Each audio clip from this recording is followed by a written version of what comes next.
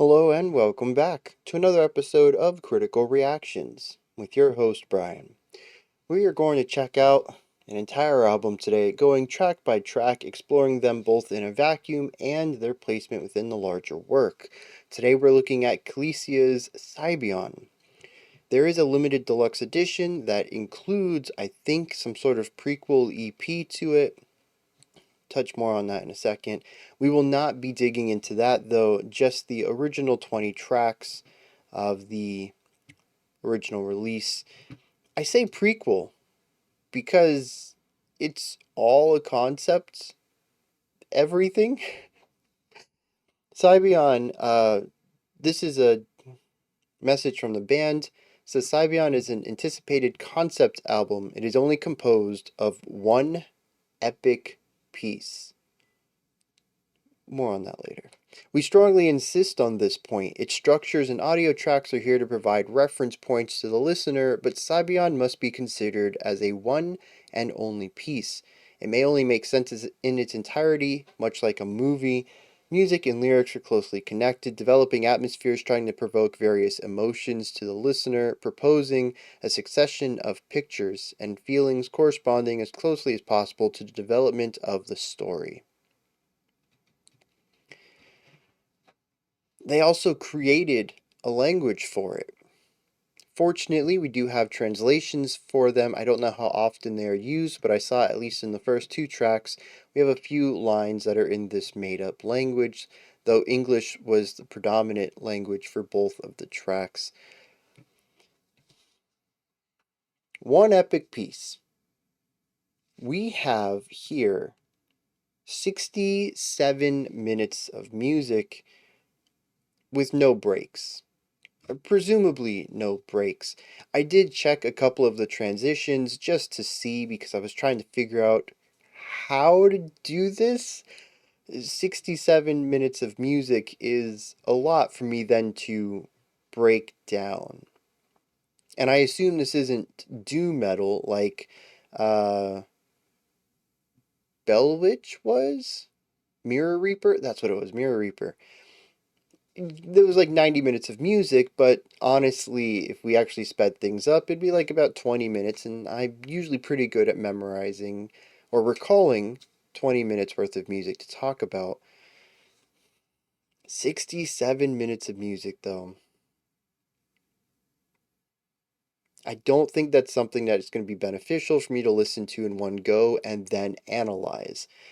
So, I did check. Most of the transitions between tracks are smooth, and that there isn't one. One track just becomes the next, and as they mentioned, they're more of guides to help you through a structure rather than areas. However, the album is broken up into 4 parts, and I think we will take a break at each of those. The way that divides it up is we will have a 14-minute chunk of music, a 21-minute chunk of music, a 17, and then a final 13-minute chunk of music. And after each of those, we will break it down, do a little bit of discussion, talk about what I heard, and maybe dive into the lyrics. Concept albums tend to be a bit difficult for me lyrically, but we've had good luck in the past with stuff like Slice the Cake's Odyssey to the West. So, with all that said, let's dive into this. Kalisia's Cybion. Now, it's not on Spotify, so we got YouTube, which means we got this old style title. And on top of that, I don't have any sort of progress markers, so there won't be any way to know how far we are into this. Occasionally, you'll probably see the bar pop up down here as I check the time. I do have the times listed over here of when I need to stop and take a break. Hopefully we'll land on those decently because, as I mentioned, there's no real breaks in the music to designate that. With all that said, this is a pretty lengthy opener. Let's dive into this and check out the first track. Actually, it's not called Revelation. This is technically Introduction. We have 2 minutes of this, then we hit Revelation, but whatever. I guess I messed that up. Let's kick it.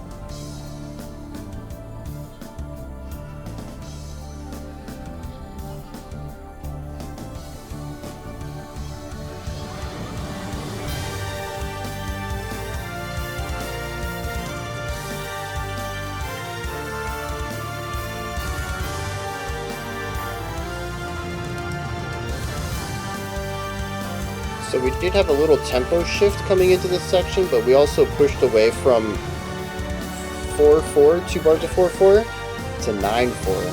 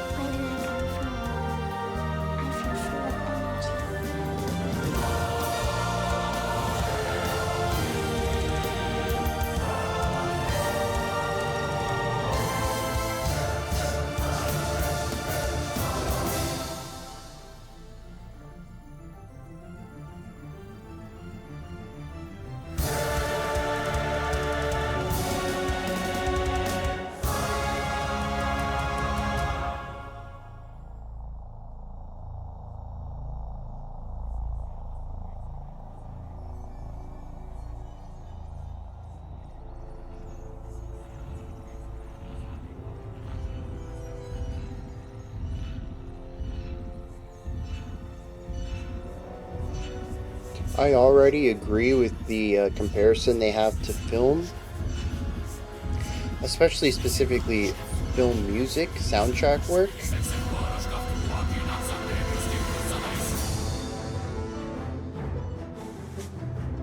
Primarily that the writing dictates the music, so the music can change rapidly in order to fit the scene.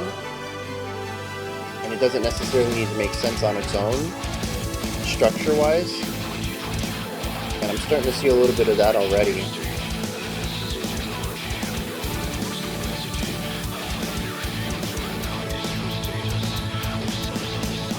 Nice little triplet thing on the cymbal there.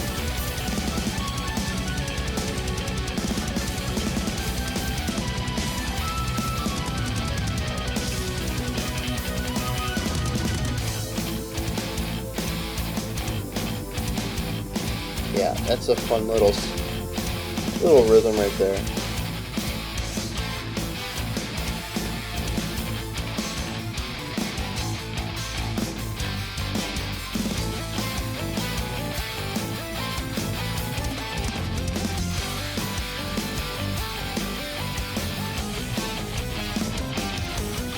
Multiple layered rhythmic patterns.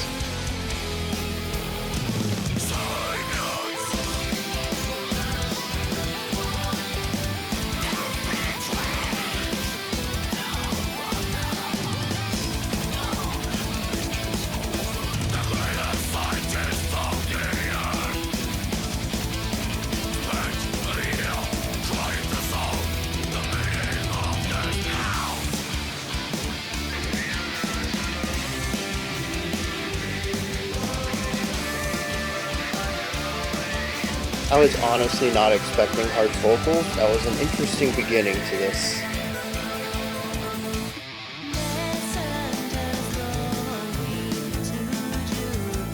We've had, what, 3 vocalists so far?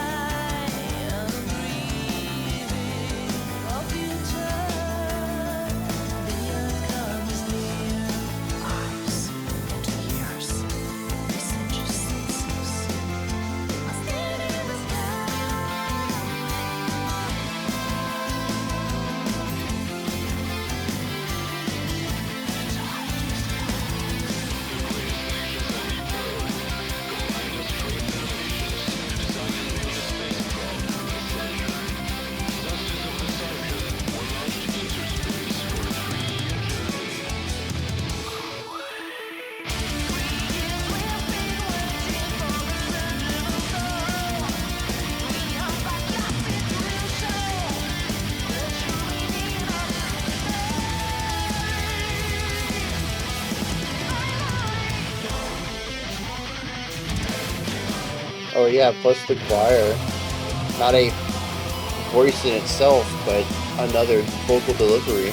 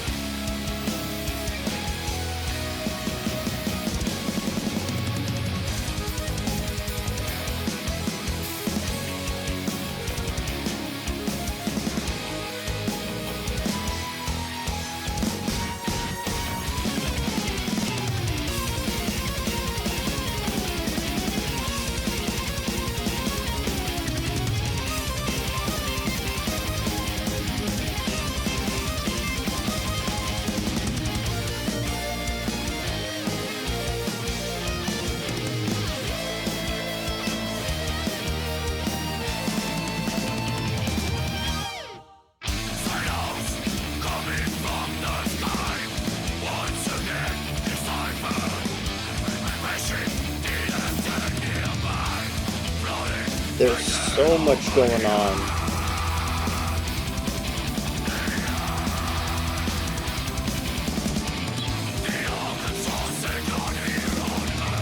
I do have a strong feeling I'm going to be quite exhausted finishing this album.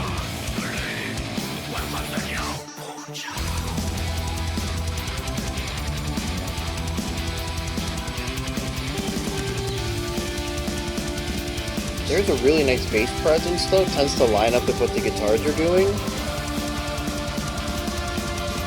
It doesn't really fill out the low end, it has a brighter tone. And it sort of exists center left.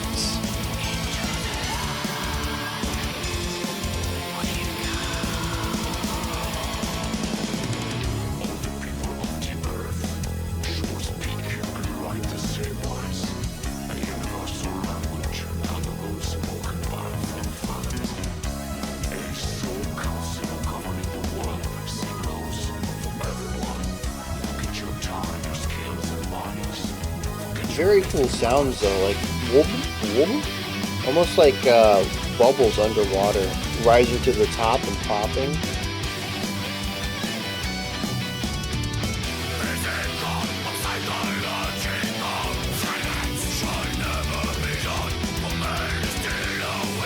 Little modulation there with the drums. The drums love to do that. Everybody's doing 8th or 16th and they pull in some triplets.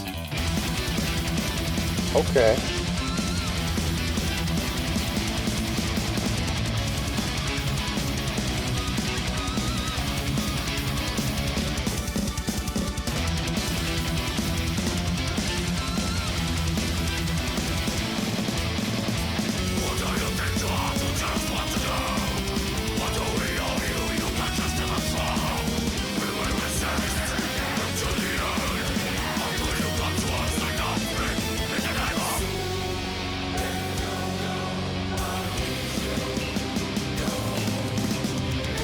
Right there, that was a spot the bass had a nice lick.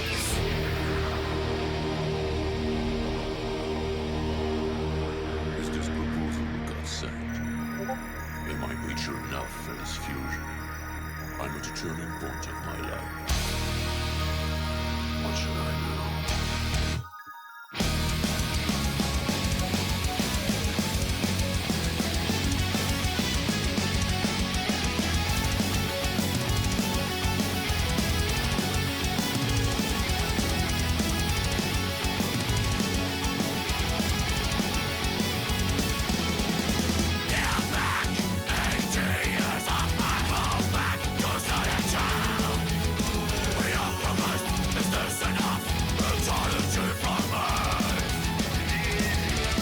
It's interesting how the genres dance around a bit. There's a lot of influence, even if I think they sort of stick within a general progressive metal sound.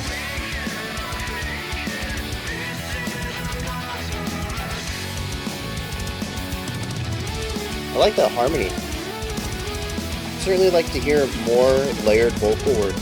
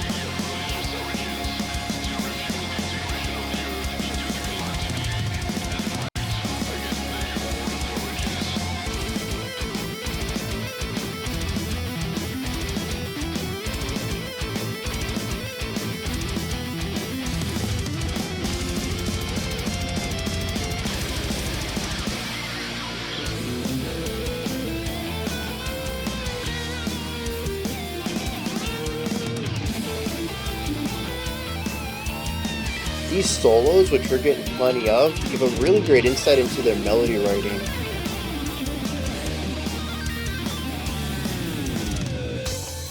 And it's interesting to hear how they differ. I wonder if there's a single person composing everything, or if each solo is written by the instrumentalists.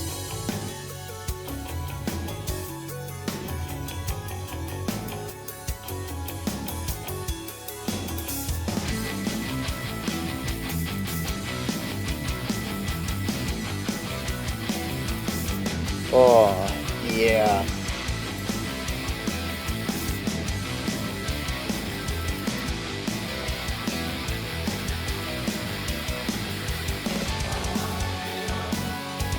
That's an awkward change.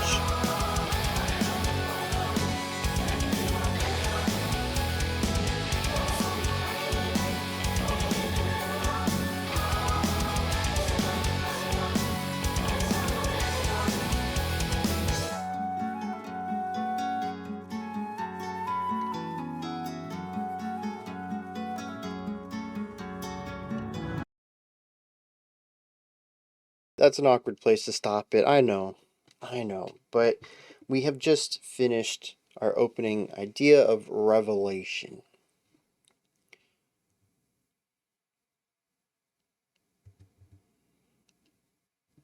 Here's the dealio.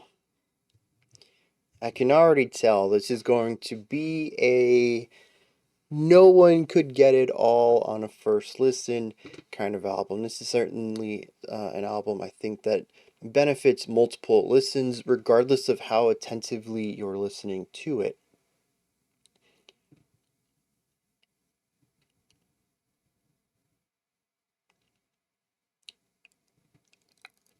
I have a ton of notes. as uh as I probably would after 15 minutes of music, of dense music like this, especially in the progressive realm. But here's the thing, despite all these notes, which we're probably going to have like 30 minutes, 40 minutes of discussion here before we get back into any music, I feel like I've barely scratched the surface with the topics I want to get into.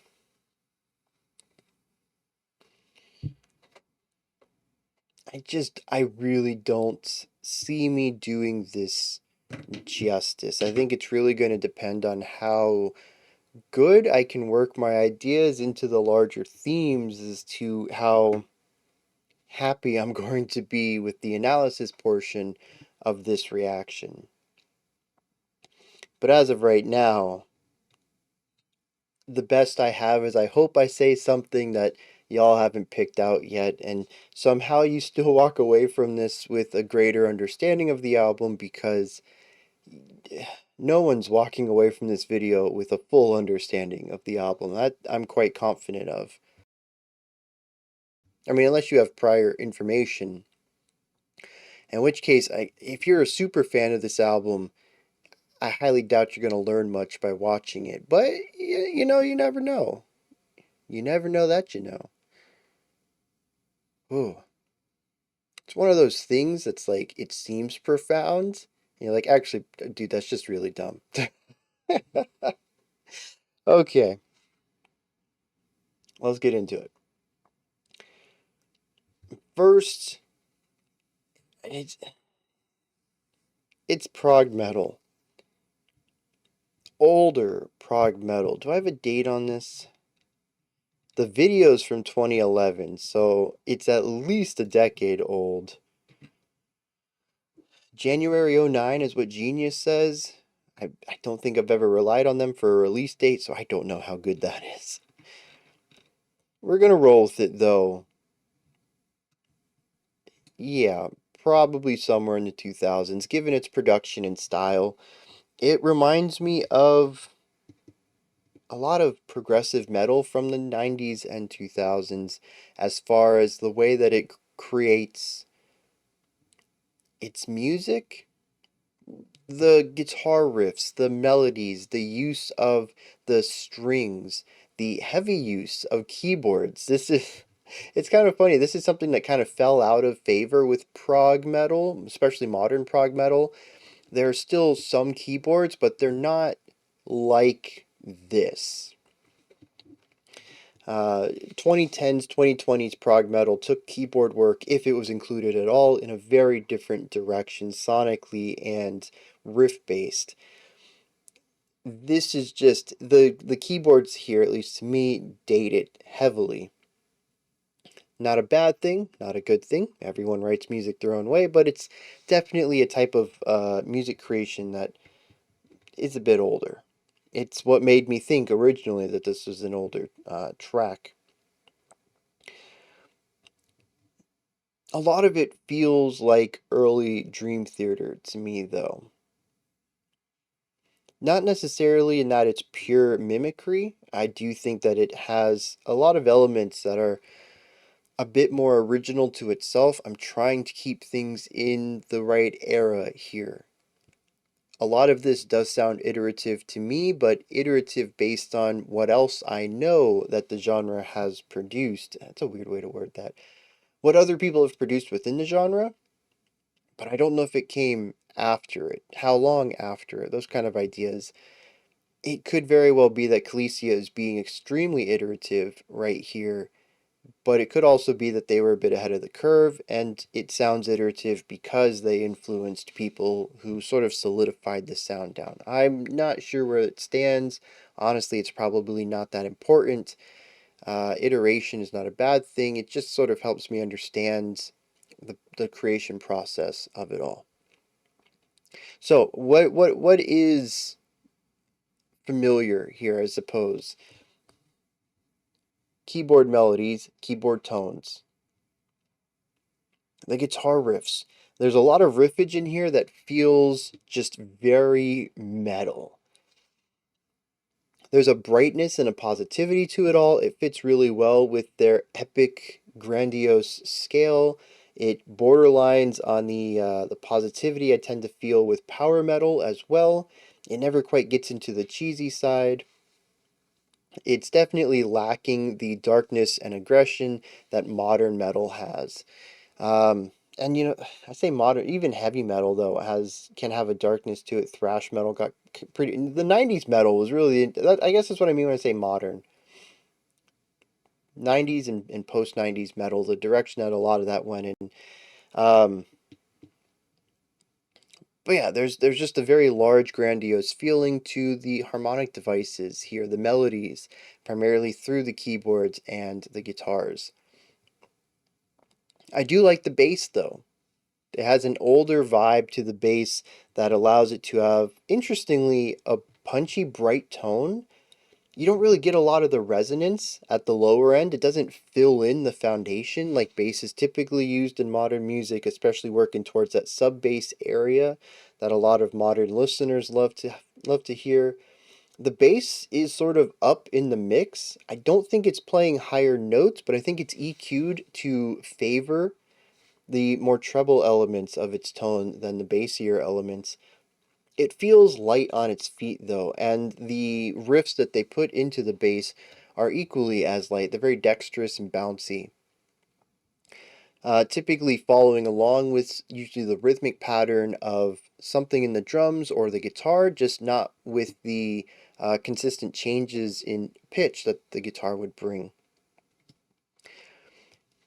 The two guitars, the keyboard and the drums, are probably the thing that feel the most Dream Theater to me, and maybe even a little bit of symphonic metal if we want to incorporate bands like Nightwish into it. I do feel there's a little bit of Nightwish in this as well. Again, I don't know who influenced who, I just know where I'm hearing connections, similarities. There are elements in here, though, that aren't familiar to me, at least not within this sound. It does feel that this is bordering on early or proto tech death in the way that they craft and incorporate the more busy elements of it. Progressive metal, symphonic metal have shreddy bits to them, but not quite like this. And at this moment, I don't really have a way to quantify this. It's more of a feeling I have. But I do think there are some death elements in here that, mixed with the progressive tendencies of the harmonies and melodies, introduces a soft technical death metal element to it all. And this isn't even talking about the harsh vocals yet. This is purely how the guitars and drums are creating their sound. I think most of it has to do with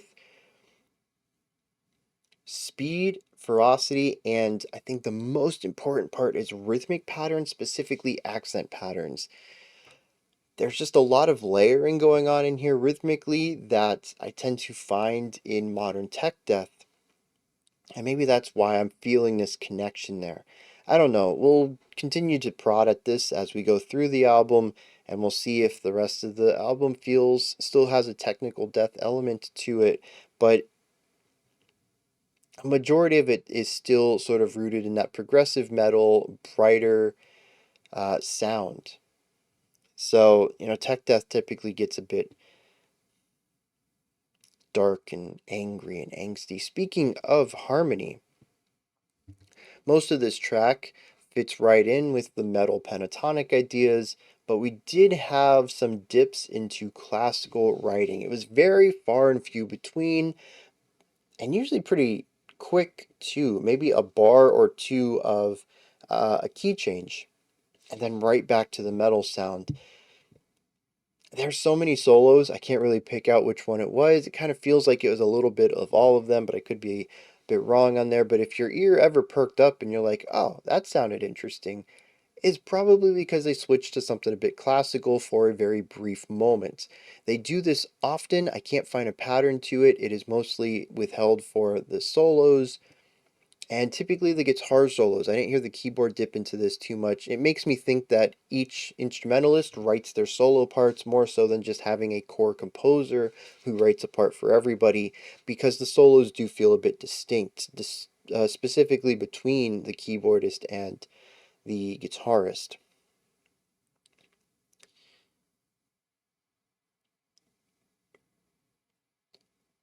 I didn't really touch on the drums. I probably should have incorporated this into the earlier instrumental section. The drums are consistently in the pocket. They are the human metronome, but a lot of the time they're playing on a bit of the faster side, and they do incorporate some really fun ideas in there, particularly listen for the cymbal work, whereas the snare and bass are going to accent every beat or twice a beat, just kind of keeping that consistent eighth note idea. They're really, they feel like a train motor. They're just consistent, solid, and persistent, constantly going throughout the track. There's a few fills here and there, but for the most part, they're a human metronome. Like, not even just the illusion to keeping time, but just the idea of keeping solid time for an extended period.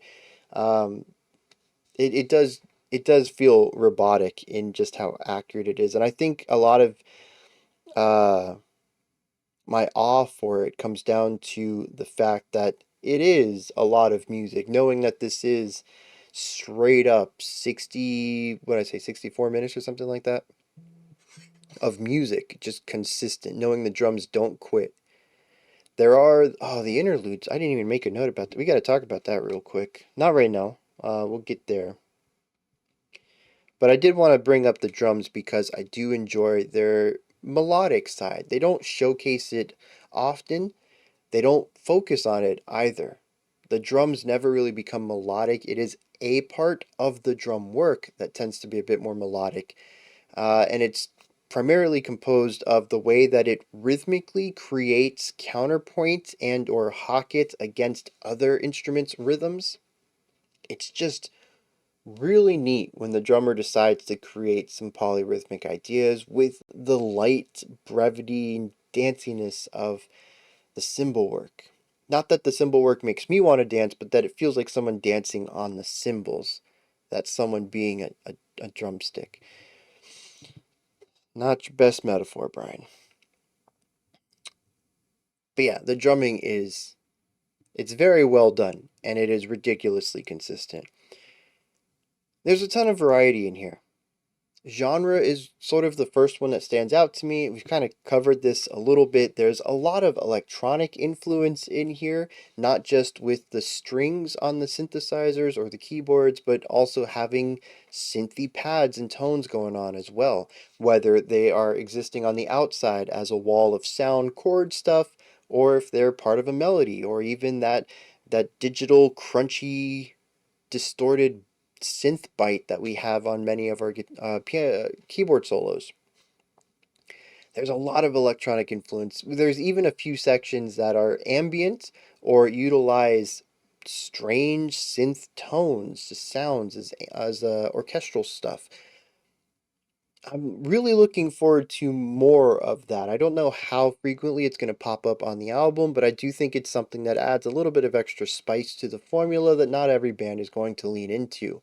A lot of the times, the keyboard work in symphonic metal and progressive metal bands tends to be keyboard, piano, strings, the stuff you want to add to the band but don't want to hire people, hire in a full orchestra to tour with you, you know? Maybe you can't hire. There's a lot of logistics that go into it. I'm not going to put words into people's mouths about why they make decisions they do. It is typically easier though to just carry a keyboard and use some string patches on it. Regardless, we do hear electronic stuff coming out of the keyboard too. We have the strings additionally that provide melody and harmony and chord progressions. We have the guitar kind of all over the place with it. It's an instrument of many hats. You need harmony, you need foundation, you need ornamental, you need a riff, you need a melody, you need a lead, whatever. The guitarist is going to do it. The bass holds the fort down, providing support for everybody else. And the drums are just consistently keeping the time, which the tempo is is fast in a lot of these sections. We also have variety of the vocals. We have the female cleans. I think we have female harshes. We have male growls. We have whispers of two people. I think there's the made up language that's spoken by a different person, spoken word stuff there. There's a harsh vocal, I think, that's not a growl. There's a lot. We have the choir in here.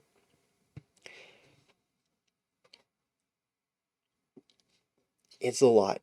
I can barely keep them all in track. I'm sure what's really cool is I think they're all different characters. This is what I talk about with concept albums. If you're going to have a lot of people in it, use different vocalists. I know that's not always something that's feasible or possible for every band who wants to put a concept album together, but at least here, even if everybody isn't a distinct character, it makes the songs feel like there are many characters, or that, the narration, right? Maybe it's like the Greek, what was the name of their choir? The Greeks used a choir for the narrator, and it was called the, can't remember it. For their musicals though, their plays. I can't remember the name of them, and that's kind of irritating me. But I think we sort of have that going on here as well. I don't know. Hope, fingers crossed, we get into the lyrics and every stanza is labeled who's singing and what character they're playing, if there's a character. Regardless, here's the thing, right? This is what I'm trying to get across.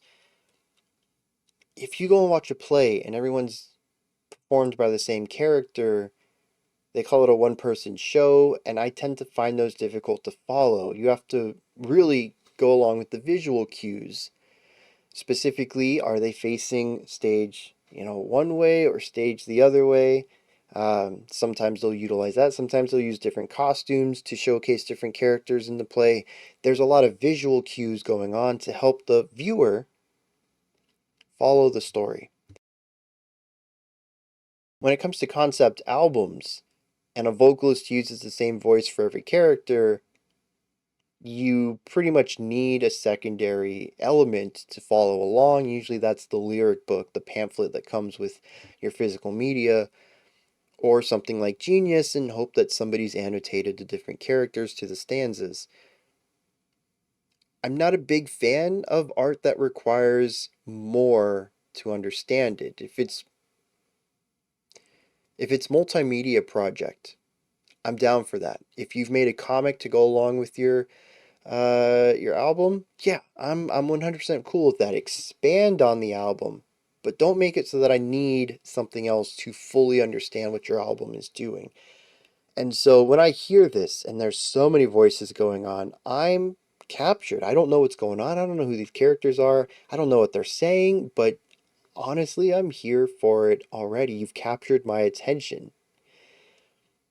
It makes me want to get into the lyrics. It makes me want to see the characters. It makes me want to figure out their motivations, the story going on. All because I hear that all this work has gone into the production of it, not just the performance and the engineering, but also the logistics of who's going to sing each part. We need to contact them. We need to get them contracted. We need to make sure that they can recording everybody, and then mixing it and all that stuff. There is so much more on the production side when you're trying to incorporate multiple vocalists, especially if they're not part of your band. I kind of assume that everybody playing is in the band, but yeah, like, what if you're a band and you have an established sound, like Death Cab for Cutie, right? And they decide to make a concept album and they have 5, 6 different vocals on it. You don't just add 5 or 6 different vocalists to your band. You're not going to need them for the next album. So it'd be a bunch of features, but they wouldn't be like, man, that's, huh. This is like their only album, though, aside from an EP. So I'm just going to assume everybody is in the band.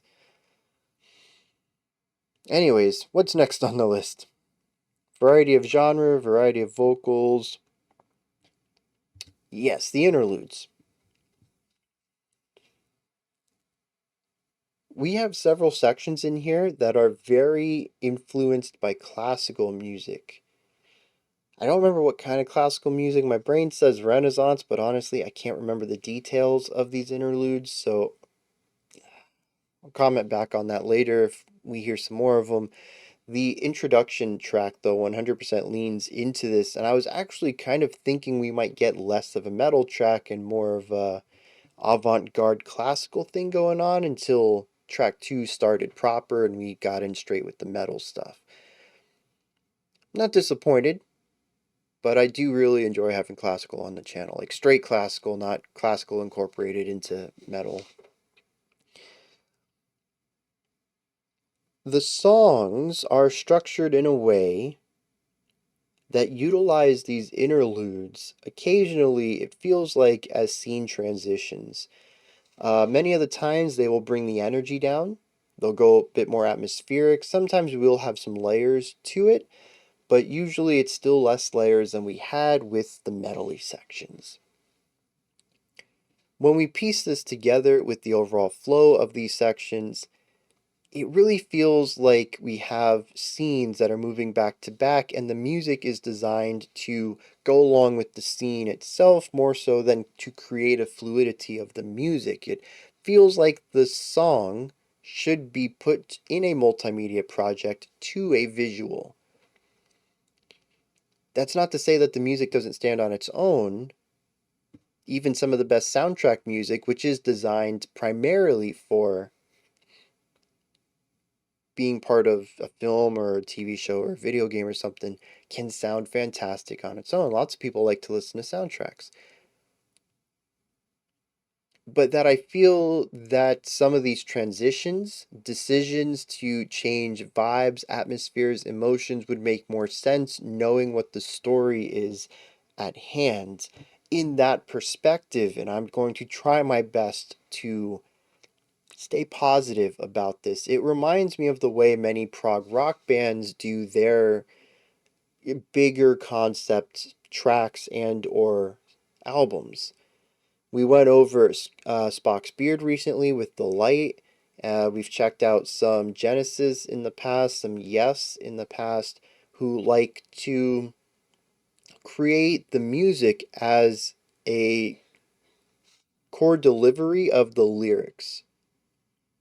One song that stands out to me with Genesis was the one about the landlords coming in and raising the prices of this one area to drive people over to the other area so that they could raise their prices, and it was an anti-capitalist track, but it was told through the perspective of several characters, and they did do like funny voices to sort of differentiate everybody. I think a couple different people sang. Regardless, the point is that the music felt very disconnected. Each section was very different from the previous one, and I couldn't really find the through line until I found the lyrics, went through that, and sort of realized that the music was about the feeling and vibe of the lyrics. So when we shifted scenes to a new character, we wrote music that fit their situation. The music doesn't flow well, but the story does because of that. It's very much a soundtrack style of writing where the music is secondary to the story being told. And I think that's what's going on here. I will say this is a bit more cohesive, as pretty much everything is a blend of progressive symphonic metal. We haven't really shifted styles too much. But as far as ideas being connected throughout this track, they sort of aren't. Actually, I do want to. That was my last note, but I do want to bring this up real quick. I know we're already reaching like 3/4 of an hour here. We listened to 14 minutes here. Everything sort of does fit together within this progressive symphonic metal framework. Because of that, it all sort of feels like a blur. It's quite possible that if I had decided to change the title over here for each individual track rather than for each section, maybe if I paused at the end of tracks to discuss them individually, maybe I would have more of a compartmentalization of the songs in my mind.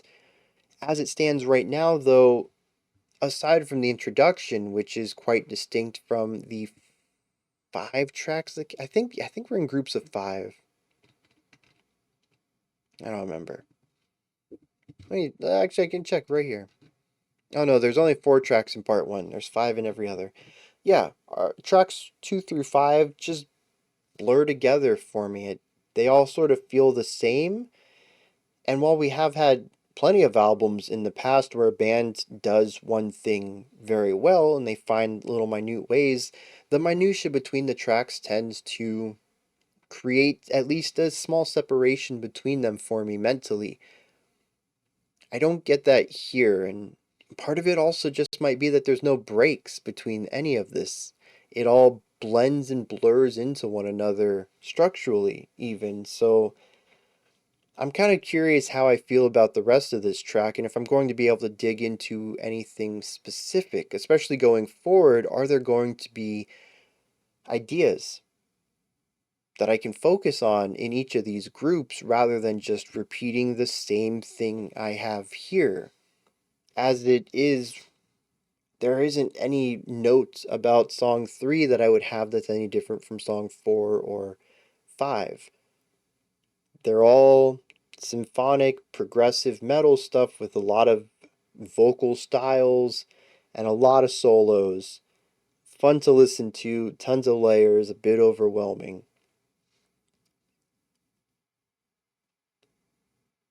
I do think this might be a bit boring of a analysis by the end of it. We get to, the final 20 minutes of the album and I'm like, oh, I got nothing different to say about it. It's still prog metal, but I guess we'll just see how that goes as we get there. I'm going to take a moment here to read some lyrics. Much like everything else so far, I don't know how this is going to go. Maybe I'll read all 5 together and we'll explore the lyrics as part 1, Revelation. Maybe it'll be a bit overwhelming to do that and I'll have to go track by track. I'm trying to remember how many lyrics, how often I heard vocals in here, and I'm like, that's a lot. These are probably going to be really lengthy sets of lyrics. Let me dive into it, see what's going on. Alright. There are less lyrics than I was expecting, but there's still plenty. Luckily, they are all described, listed as the character, but not the vocalist. I don't actually know who sings on any of this. We don't have personnel list on Genius either, which is a bit odd. There's a lot going on. This is a big old sci-fi epic. The first track introduces us to a couple of things: The League, Cybion, the name of the album, and the Kreese alien race led by Sickis.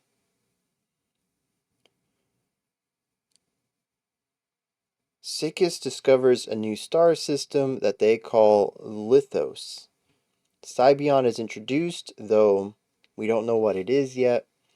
And then the League is an organization that wants to take Cybion under its wing and give it protection to be able to survive.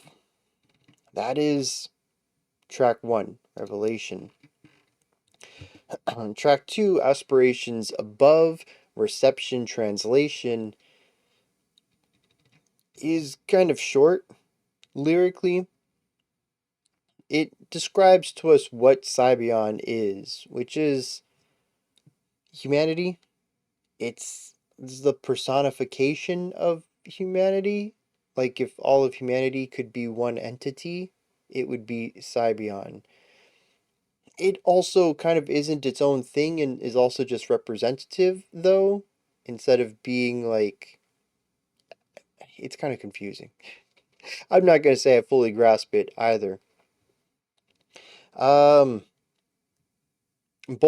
the Kreese and the League want Cybion to join them. And Cybion mentions that humanity is not alone, and so they will find a way to fly away to escape this situation. Track 3, Arkenbringer. We see that humanity sends a probe out to Jupiter called the Messenger. I feel like we're going to get a lot of this. The League, the Messenger, the Crease. Everything is a the. Sounds like Starfire up in here naming stuff. Anyways, they send the messenger out to Jupiter, and instead of getting a broadcast back about Jupiter, they get a broadcast back of the planet Earth, which seems to cause confusion in some humans. We're given a bit of foreshadowing that it's actually the League behind it, and they're looking to contact humanity in order to link with them. Track 4, just called Alien Choice, shows that there's now the Arkans, which are an alien race that might be part of the League. And it introduces the Realitionists, which is just such Realitionists. I don't even know. It's a group of humanity that doesn't want to do anything with any of the aliens, despite most of humanity seeing connecting with some alien species as a good thing, and talks of leaders around the globe seeing if we should do it. And they're basically the protest group, the anti-alien group. We should just keep being, quarantined off from the rest of space. Awkward Decision is about this Earth Council trying to figure out if they should join what is now called the Galactic League, which appears to be a rebranding of the League. There's also possibly an 80-year gap between the last song and this one. I, I don't know. I tried to read through the lyrics and I was beyond lost. All the descriptions I went through on these are mostly provided by people who have put in these annotations on Genius. If it weren't for them, I would have no idea what's going on in the story. As of right now, the music and the lyrics feel very separated. Now, I know, though, that this is because I'm listening to them separated. As I mentioned, this feels very much like a soundtrack in that the music is very appropriate for the moment and sort of disregards the general flow of the song. From that perspective, most of this music blurred together for me, so I'm not getting the emotional resonance of the time when the lyrics are delivered. I'm not getting the emotion of the lyrical delivery either. It's quite possible, as the band mentioned in their own description of this album, that everything is very tightly interlinked. But with the process that I'm going through with this listening experience, I don't quite get that. It feels like a typical creation process where the music and lyrics are done a bit separately and then smashed together later, where they don't really have much leaning on each other. Part of that also, though, comes from the fact that the music feels very traditional. There's nothing in here that feels unique to the songs. It's all, as I've mentioned, very iterative, symphonic, progressive metal. I think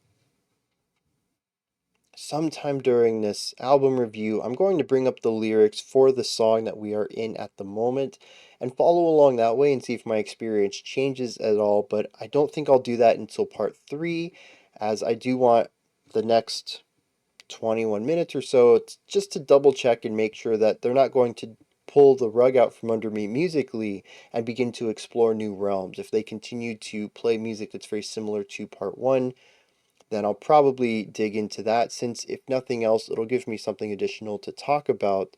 As I mentioned earlier, I am a bit worried that all of my criticism that I've already given, that 30 minutes after the first section, is sort of everything I have to say about it, because it does feel like they're going to continue to pursue this singular sound that they have. With all of that said, let's dive into the next track. This part is called Elevation. We're going to be looking at the tracks Blinded Addict, Beyond Betrayal, Blessed Circle, Black Despair, and Blurred Exile. Let's dive in, see where they're taking us now.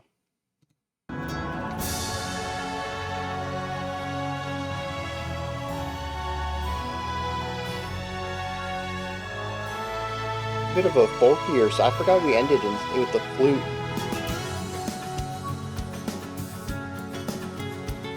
Okay, oh, really loving that guitar work.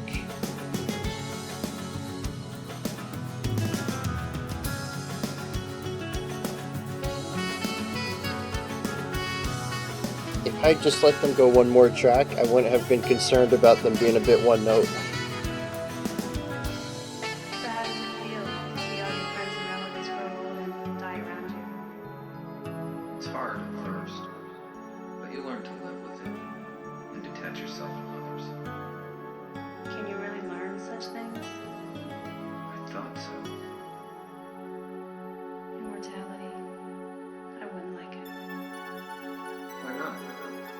I'd rather die than live alone.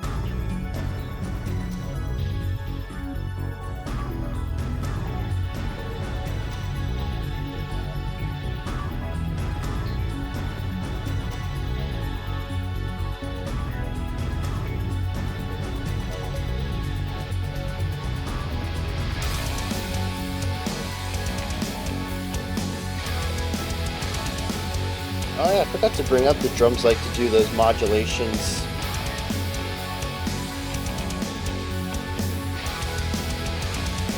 Yeah, no one else in the band really changes their rhythmic structure, and the drummer likes to cut to halftime or triplet fills against the general rhythm from everyone else.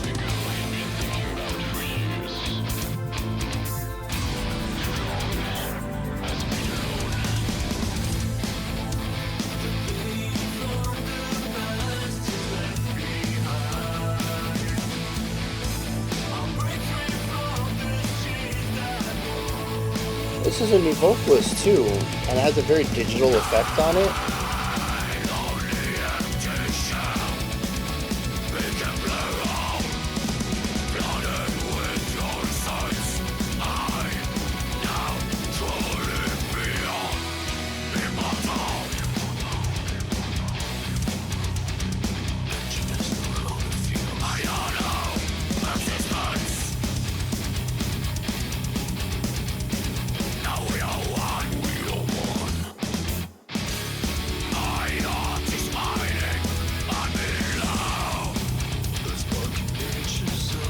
For some reason I had the idea that the harsh vocals were going to be the league, and the league doesn't speak in English. They have the made-up language for them.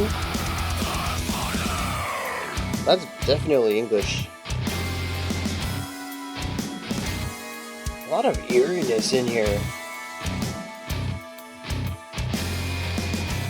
I'm curious too, we don't really have intentions of the priests or the league. We don't know. Oh, and the Archon, the other race.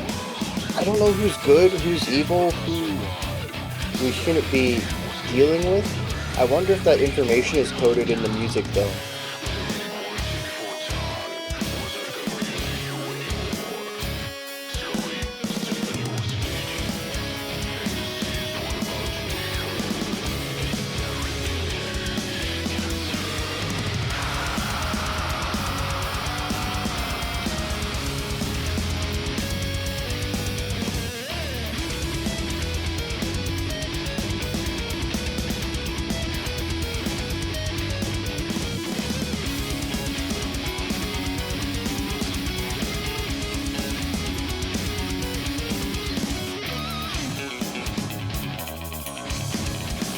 See what I'm talking about with this bass?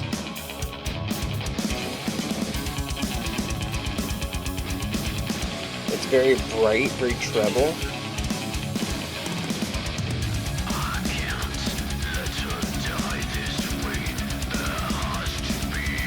It's interesting to hear them sort of pushing this industrial direction too.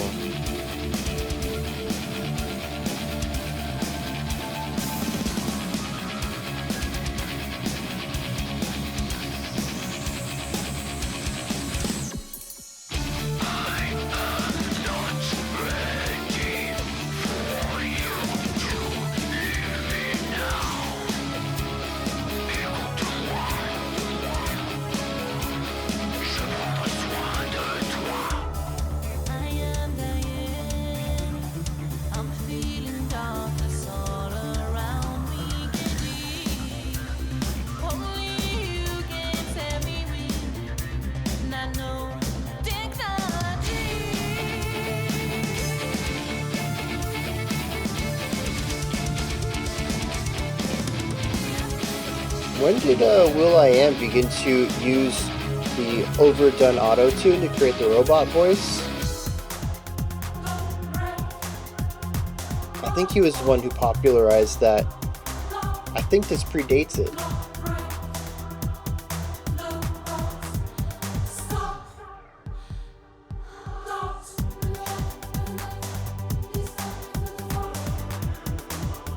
I could totally hear this in a nightclub I used to frequent when I was younger.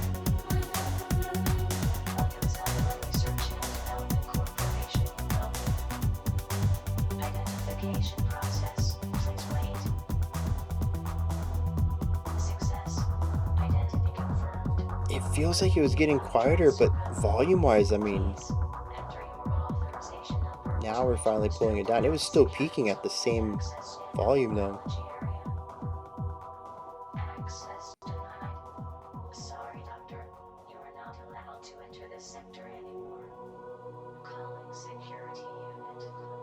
Yeah, see, it's moments like these where I can really feel the synergy between lyrical story and musical narrative. But I'm not going to pick up what the significance is, where that tie is on this first listen.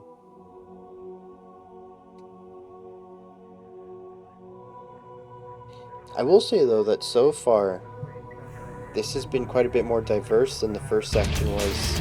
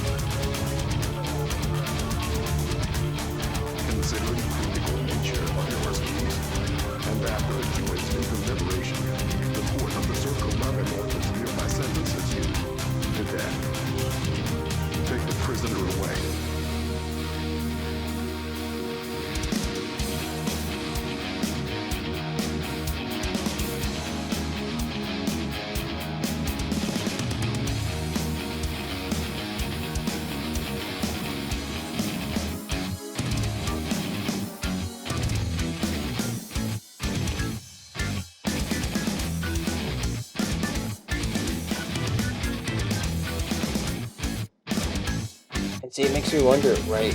Why is this so syncopated and disconnected and choppy? What is happening in the story?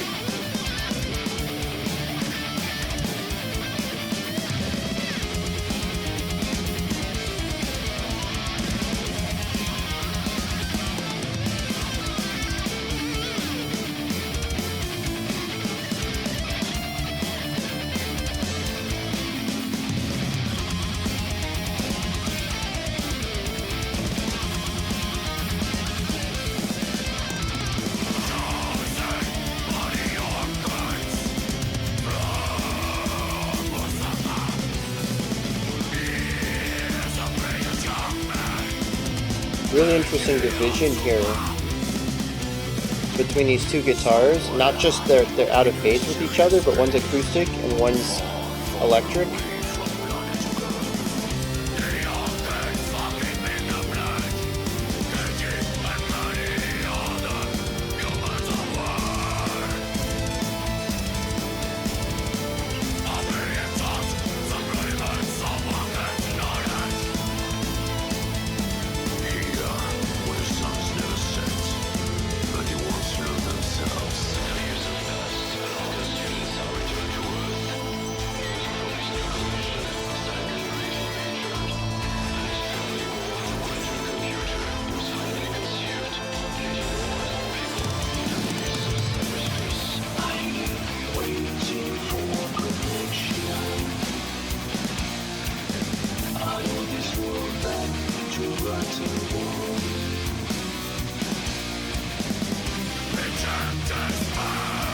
So 13/8. I think that's the first really odd time signature we've had so far.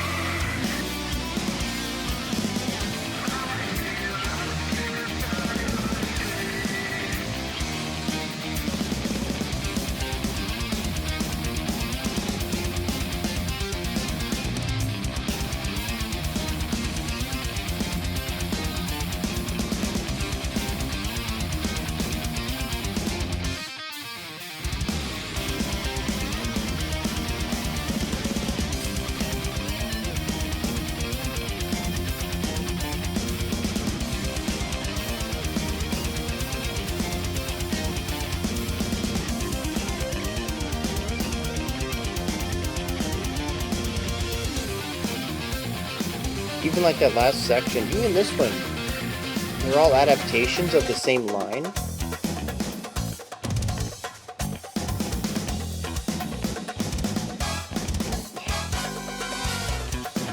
What?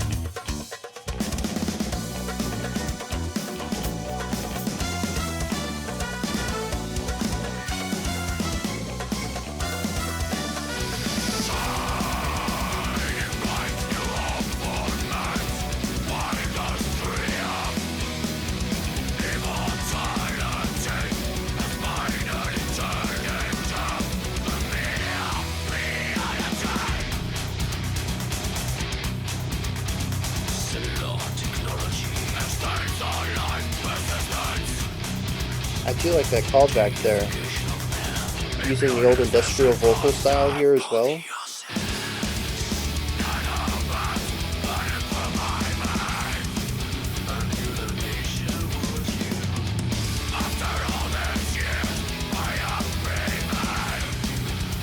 Oh, kind of got some alt metal stuff going on here. It feels less heavy metal.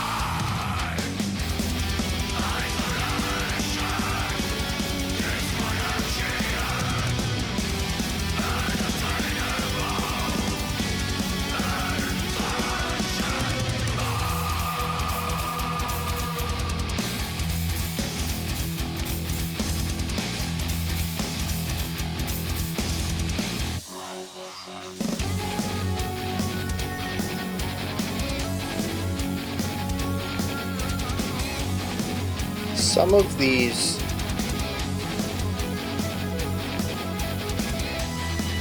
atmospheric changes are a bit too much for me to handle.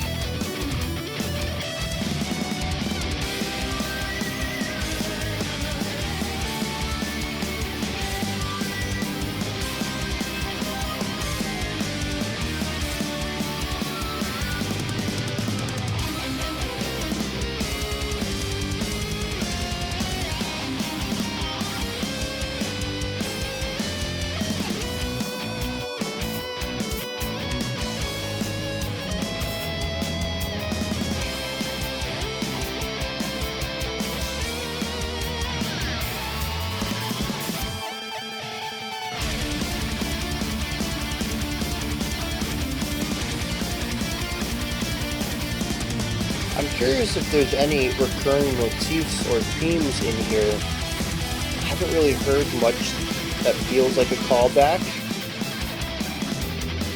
There are ideas we've moved back to, but I wouldn't say that I've heard any melody get repeated. But it's incredibly dense too, and it might have happened.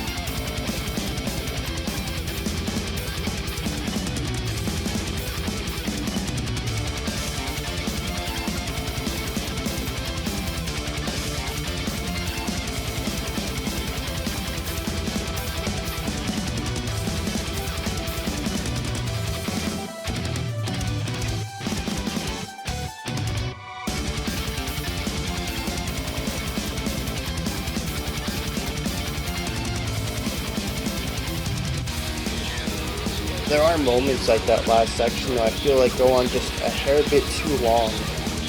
But I wonder if they have a purpose for it, because it's not like it does the same thing over and over. They usually add extra instruments or ideas. Like that one, we eventually got a 3-part harmony there. To go into exile, banished from my own planet, treated like a criminal, when all I ever did was guided by love. Love, such a destructive feeling. What have I become because of love? What has You know what it does feel like though? The more we listen to it, it's like listening to a soundtrack for a musical.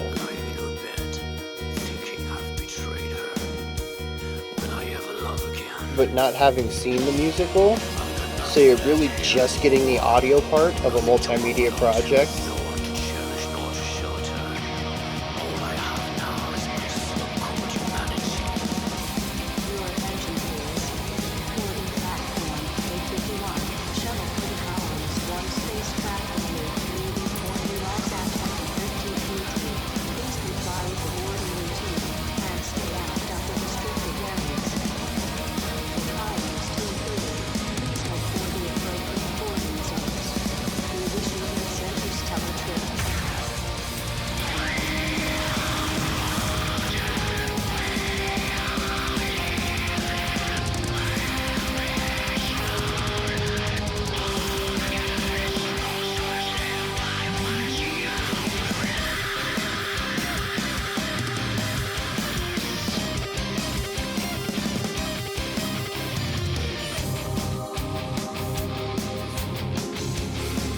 I don't think I quite noticed just how many instrumental sections there were until I saw how few lyrics in our first few tracks. And I'm just hearing it, like there's a lot of moments without vocals.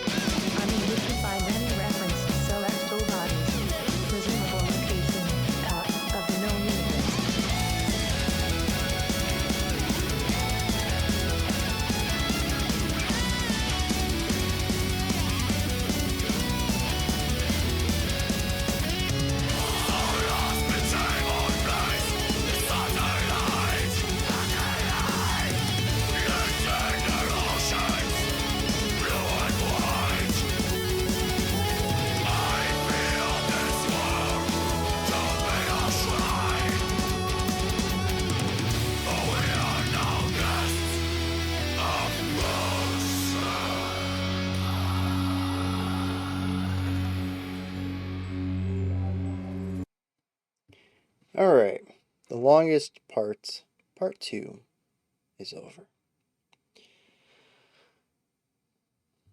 I got a lot of notes here. I said quite a few things during the section as well, though I feel like I didn't really talk enough for having 20 minutes there. Still, let's get into some ideas.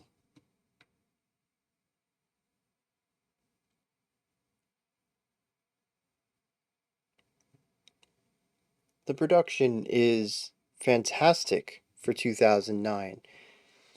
Even with early 2010 stuff, I feel like having a more cluttered, compressed, claustrophobic production was still sort of the status quo for a lot of metal. And what's interesting too is that the more I listen to this, the less that I sort of hear progressive metal as a base. It's still certainly an influence. Just listen to pretty much any of the keyboard stuff, and it just takes me directly to Dream Theater era progressive metal. But there's something else to it that makes me think of metalcore from my 20s, which is probably the wrong genre. It's what I called this stuff, and I've been told I was wrong. uh, like a melodic death metal.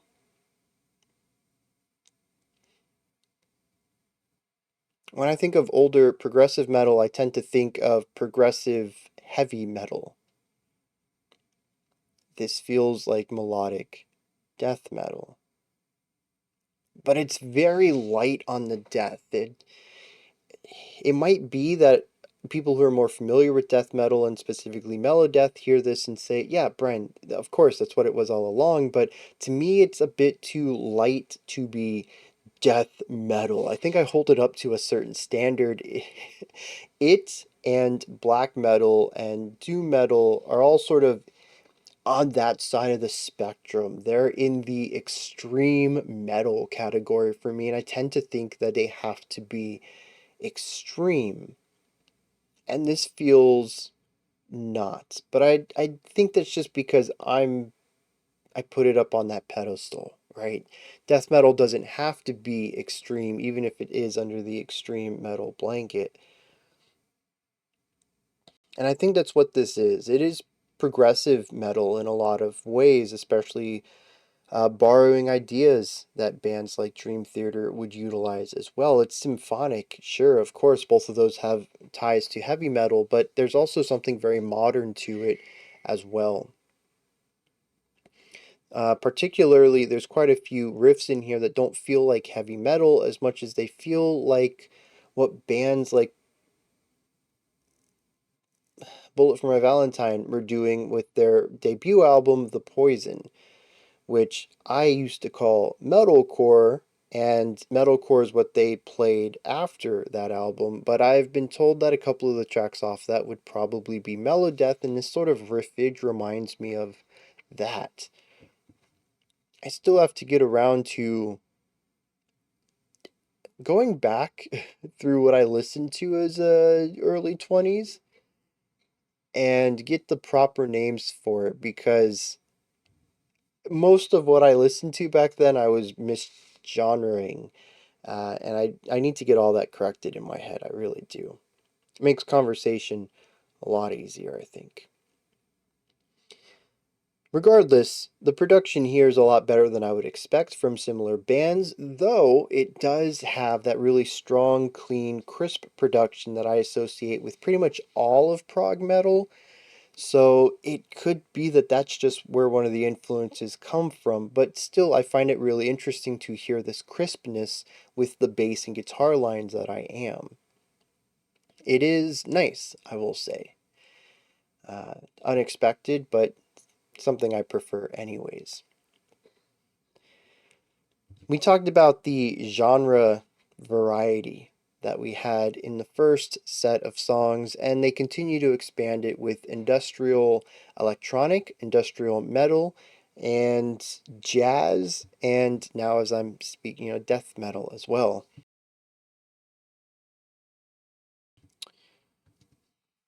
Of course, none of these take over fully. It's more of introducing them in small doses as a spice to the formula and not the baseline element of the formula. It allows these tracks to feel a bit different, which is good because there's still a lot of similarity going on. That last track that we finished on felt like it could have fit in with our opening 5 tracks very easily. In fact, most of the sections here could have fit in, but they dip into ideas that at least create some variation to the overall vibe and feeling of it. I kind of want to expand this into another idea though, and I think the more I started to go about what I remembered from our opening 5 tracks, the more I realized that when I said they blurred together, that was accurate of my experience, but I feel may have been a bit unfair to the music. I think there was still enough individuality between the tracks to say that on multiple listens, once I get a grasp of what's going on, I'll be able to differentiate them. Part 2 certainly adds larger separation between the tracks, with many of them going into completely unique ideas, such as the industrial section coming in with track 6, and the sax. Actually, no, that was track 7. The sax coming in with track 6. No other song so far has had the saxophone. It's a very unique element to that track, and it allows me to quickly pinpoint this is specifically this song, not any others.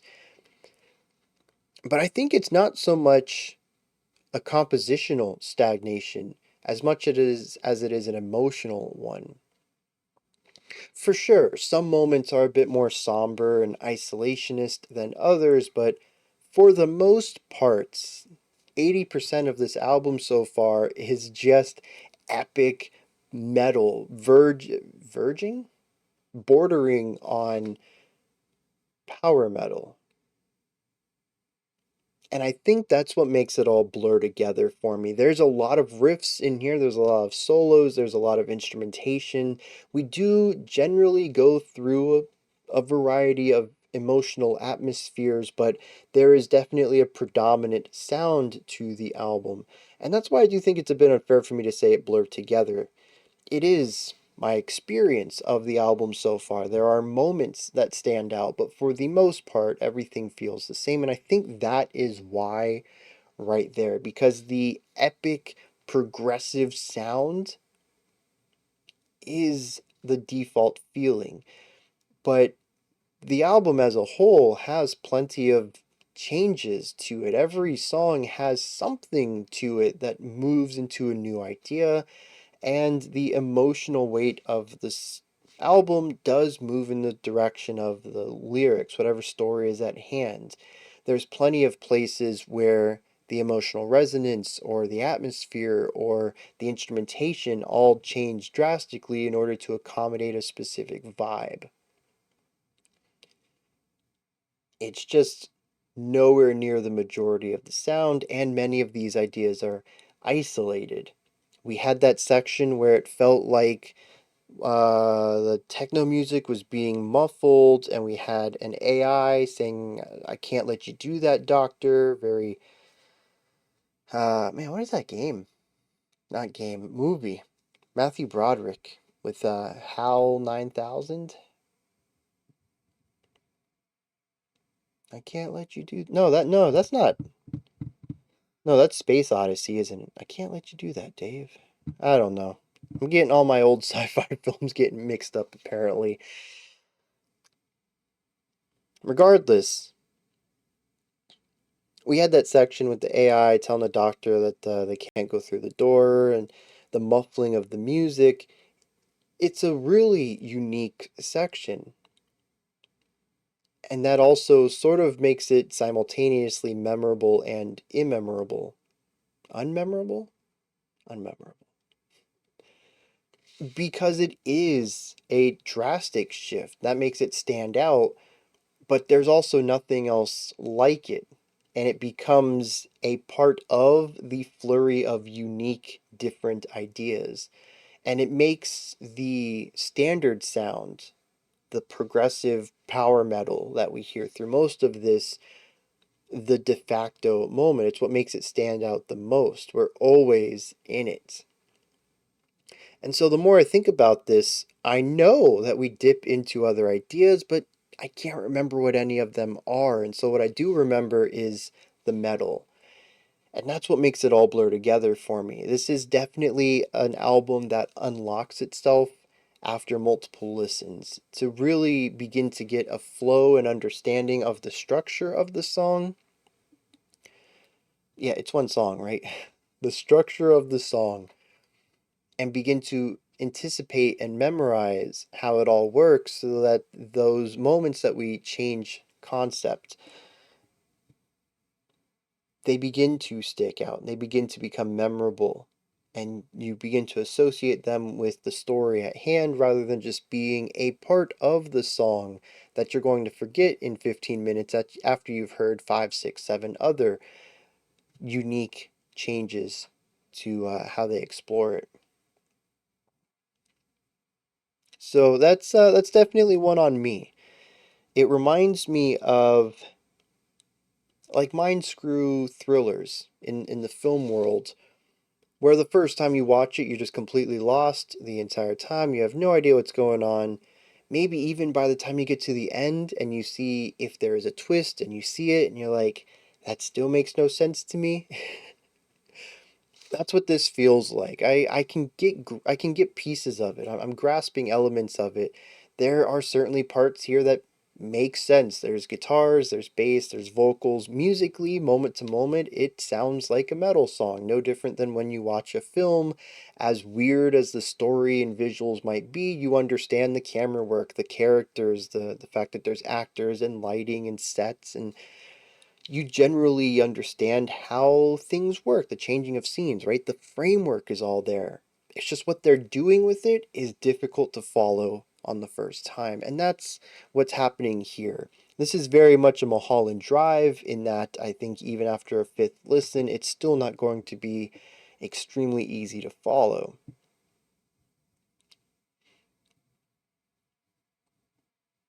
However, no, not however. We're going to save the however as a transition in the future. Another thing here that I just want to bring up real quick that helps or aids in the fact, contributes to the fact that everything sort of blurs together for me, is that there are no hard pauses. We have listened to a few concept albums in the past, and even when tracks. We listened to one recently too.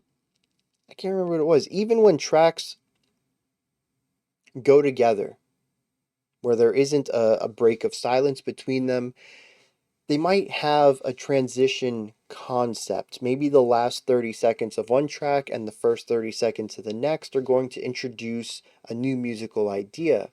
We just listened to an album that did this too. It was like all metal, except like the last minute of each track lightened up a bit and went towards like classical or something, or maybe just contemporary, and lighten the mood so that we can transition to the next song. And then that's faded into, metal, or you'd have the piano and then like the metal comes over it. 7 minutes of metal and then a minute of like strings or something to pull us into the next track. So there was still these markers of when the song ended. If you asked me to write down the minutes where I think the songs transition, I could not tell you, because this legitimately it felt like a 20-minute song. And honestly, the transition between part 1 and 2 was seamless as well. There was no break where it felt like we entered a brand new idea. What we have listened to is 35 minutes of one unbroken idea.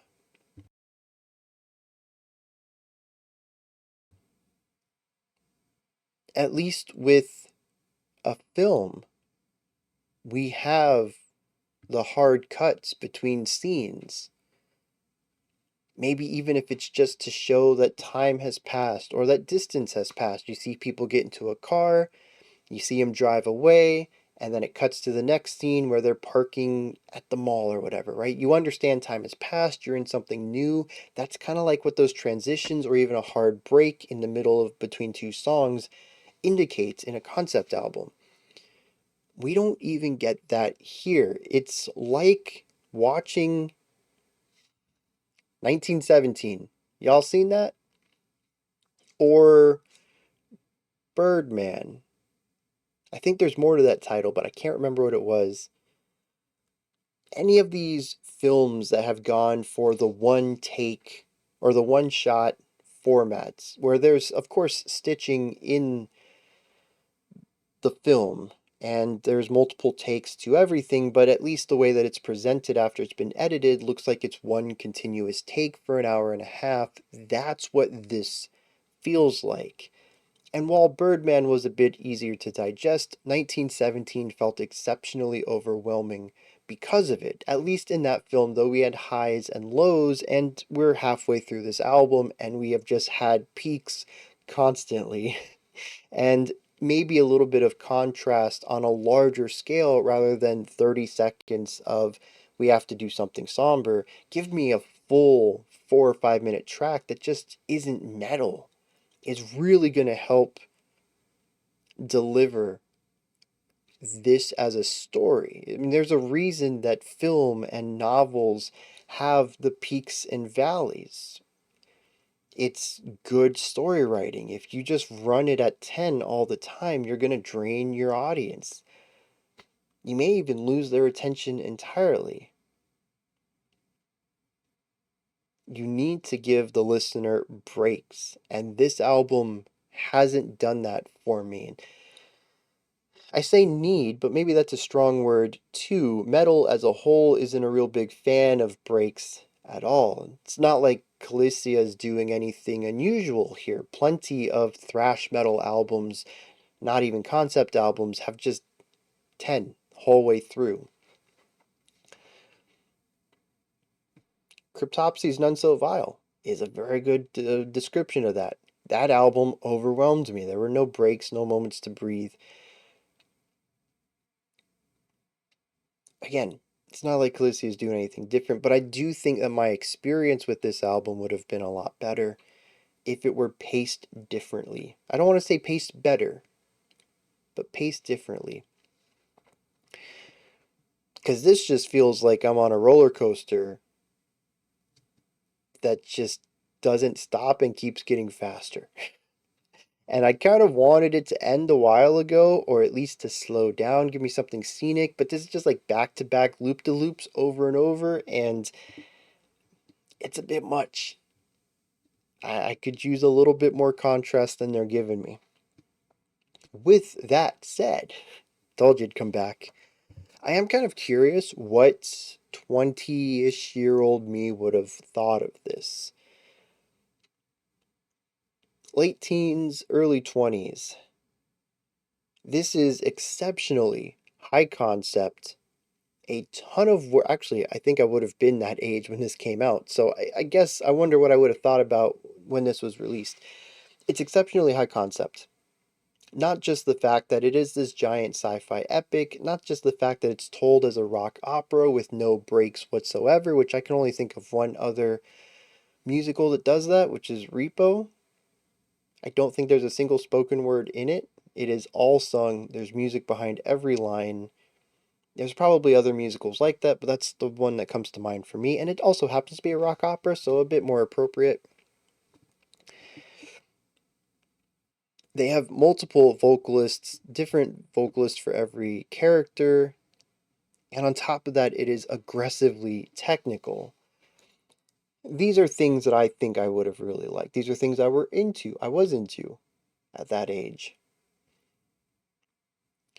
Without getting into anything too negative about this, as I just stated, this is a very overwhelming listen to me, and it's something that conceptually I want to get into. I don't think I would mind a second listen on this with the lyrics pulled up, but I doubt I'm going to go much past that, primarily because musically it just isn't my jam anymore. Like I said, I listened to stuff similar-ish to this. In fact, I listened to a concept album with symphonic elements and multiple vocalists around this time. It was 2006 that I discovered after Forever's Invisible Circles, which I realize I haven't listened in like 2 decades now. It dominated my senior year, at least a couple of probably the first semester of my last year of high school. I listened to that album a ton. High concept, minorly technical. I was really into that theatrical stuff. And this actually does kind of remind me a little bit of that, especially with the spoken word bits. And so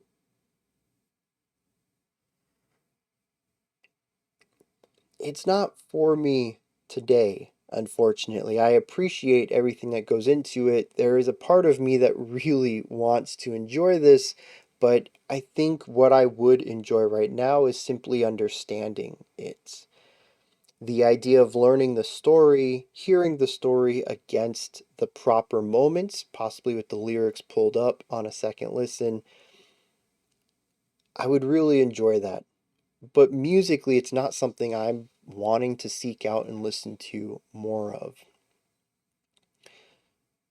Something's changed in the last 15 years, and this just isn't my jam anymore.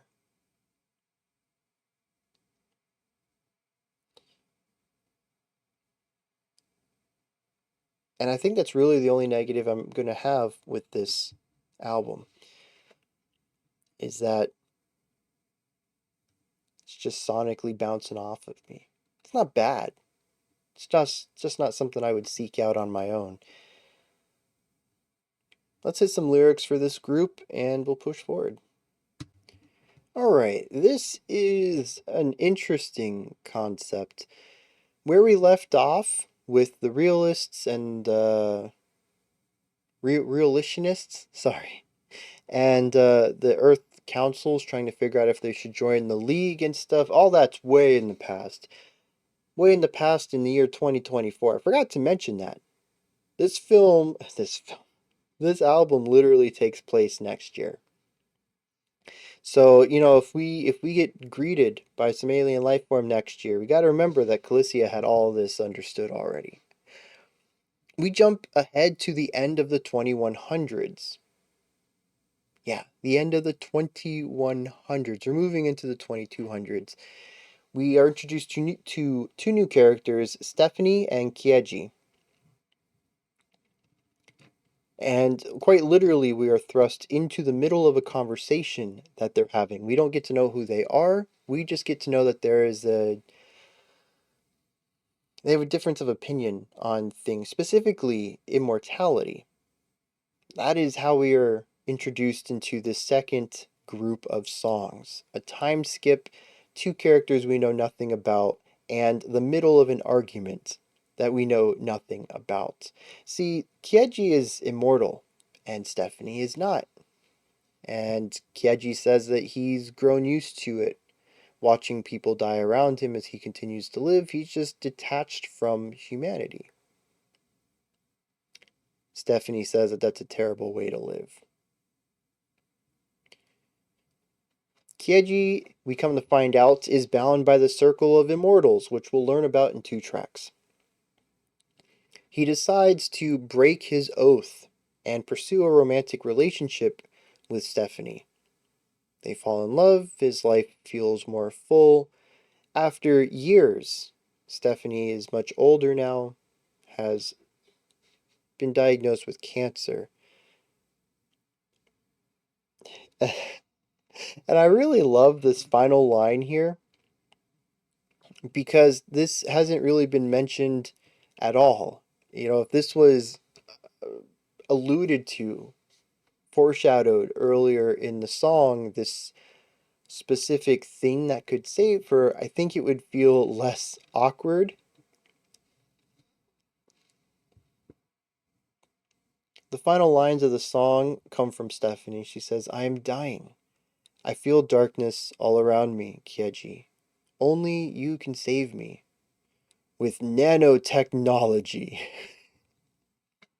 And it just kind of comes out of nowhere. kind of cracks. I think nanotechnology is. Does anybody else find nanotechnology to be funny? Like it's just like this Deus Ex Machina that pops in here. Granted, it gets explained in the next couple of songs why that specifically was requested here, but at the moment, it just feels like this random word that gets thrown out that's just this magic cure-all for her cancer. And it just had me laughing. I I'm gonna save my thoughts on the lyrics, the story, until we're done with the album. But I do have thoughts on them that I haven't really touched on yet. We're just going to continue to explore the story as it's stated, and when it's done, we'll explore my thoughts on it. So that's the end of that track. We go to Beyond Betrayal, and we look at Kieji, who is now being referred to as Dr. Otsuka. Come to find out, he's a doctor. You kind of didn't know that. As far as I was aware, he was just part of this Immortals Council. What's even stranger is that in no part of the lyrics here do we hear the word Kieji. The security units, the AI that talk to him, everybody refers to him as Dr. Otsuka. So I don't know how I'm supposed to know it's Kieji other than the fact that this dude who wrote the annotation says that. Otherwise, well, when I looked through the lyrics myself, I was quite lost. I thought we were introduced to yet another new character in yet another new situation. Regardless, Kieji attempts to access the nanotechnology to save Stephanie and can't. The area where it's held has been locked down, and he's being tracked down and detained, eventually put before a judge on the Council of Immortals, and sentenced to death for his crimes as he broke his oath that we talked about in the previous track. Blessed Circle finally gives us the history on things. It explains who Kieji is, what the Council of Immortals is, all of this. Way back when, we're doing a flashback. We did a time skip, now we're doing a flashback. The Arkans promised to allow Earth to prosper, and in part of that, they promised to take some Earthlings with them for 3 years to teach them about everything they know, and they'll send them back with that knowledge. Kieji is one of them. He comes back with all this information, and they build a great computer that is sort of like virtual reality. The Realitionists are opposed to this development, of course, and this is where we learn that Kieji's immortality is through the nanotechnology that the Arkans gave him. All of the students of the Arkans have this, and they form the Council of Immortals. They try to conceal themselves from the general public and are found out. Shunned by human society for being immortals, they exist on the fringe of society now.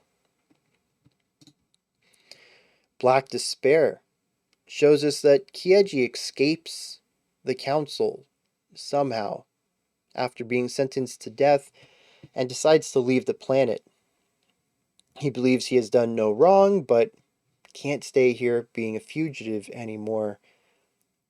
Decides that he will jump on a ship and flee Earth with a bit of a positive perspective to it. He's going to miss Stephanie for sure, but if he can't see her, he has literally no ties to Earth anymore and decides he'll go explore the stars. The next track, Blurred Exile, though, sees his ship hijacked by Realitionists. Some sort of battle ensures, and the ship crashes and lands on Porcupine, a new planet.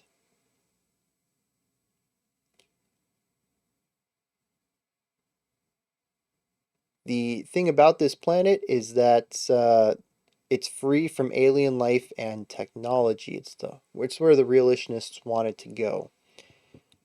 That's where we are at right now in the story.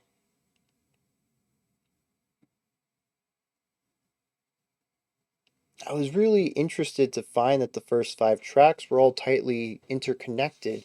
These 5 tracks are also tightly interconnected, but quite a bit distant from the first 5. The time skip is probably the right way to go about it, but feels a bit odd, especially given we have a flashback after it. Still, I'm going to hold any judgment until the end of the album. With that said, let's keep pushing forward. This next set is 17, did I say 17 minutes? Yeah, I think we have a 17-minute group here called Regression, looking at tracks Castaway, Crisis Bleedings, Confined Contender, Circuits Distortion, and Contact Experience. Also, you can't really see, maybe if you're watching on a TV or something, each of these titles additionally has 2 other words after them in brackets with a slash between them. I don't know what any of this means. Every single word ends in either TION or SION. We start off with Introduction, Domination. Track 2 is called Aspiration Above, Reception, Translation. Track 3 is Arkenbringer, Union. Oh, Union is actually... It is the sole break from this convention. Union, Construction. Track 4 is Alien Choice, Declaration, Revolution. I'm sure all of these words have something to do with what's going on in the story, but the reason I haven't been using the words in the bracket is because I don't know what they mean yet. At least the titles mean sense to me. Blurred Exile was about Kyeji leaving. Black Despair is about being caught and sentenced to death. So those seem to make a bit more sense to me. All right, diving into this, let's see what they're doing with Regression.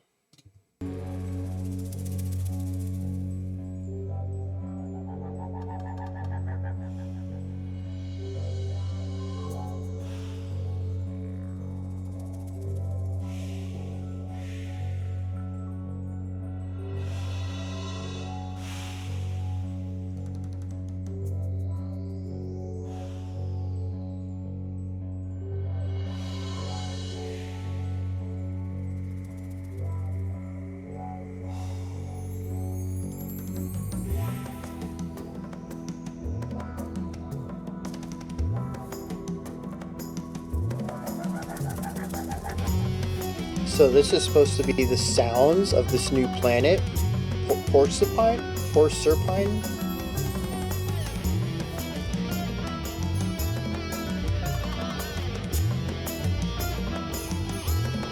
And through that lens, they're choosing to explore it with psychedelic music.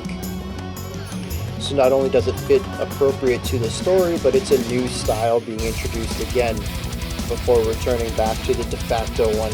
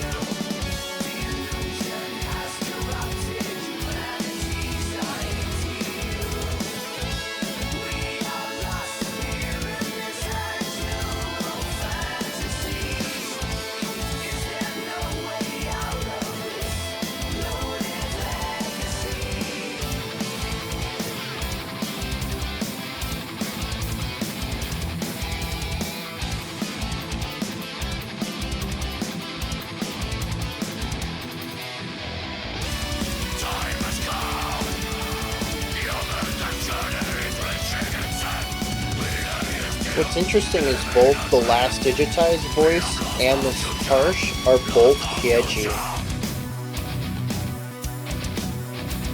So it's not even just that every character has a different vocalist, it's possible that every character has multiple vocalists depending on what emotion they want to deliver.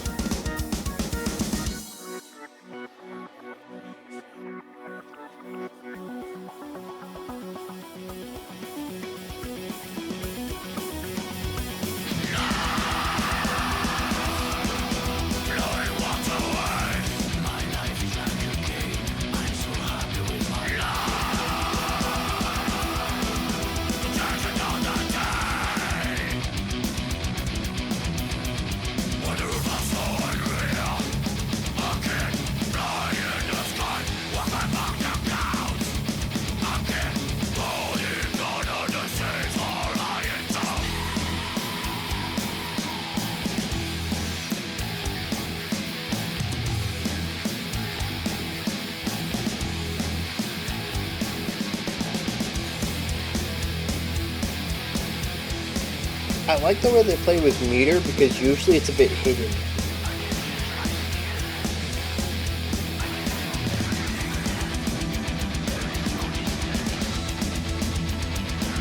Yeah, like that section change musically started 2 bars after the vocals went to the next stanza. And so even in the music there are no hard breaks between sections.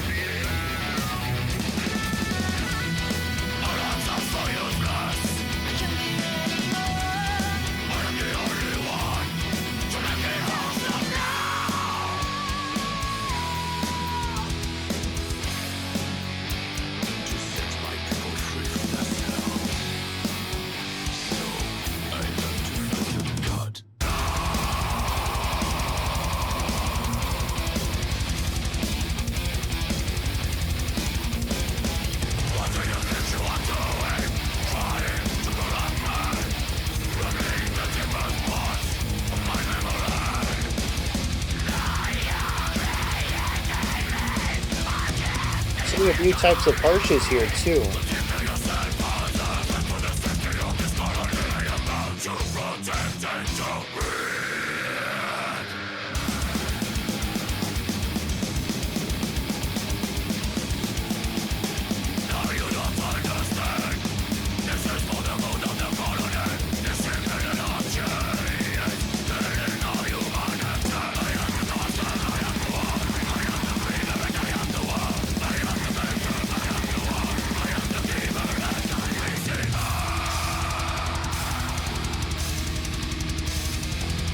This is certainly the heaviest they've ever got.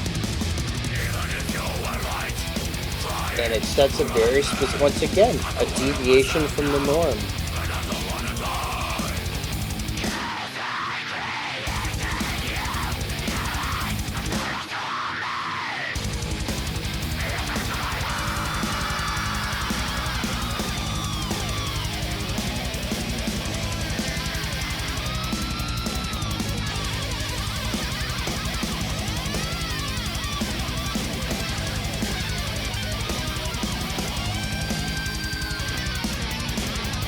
Really interesting meter going on here too.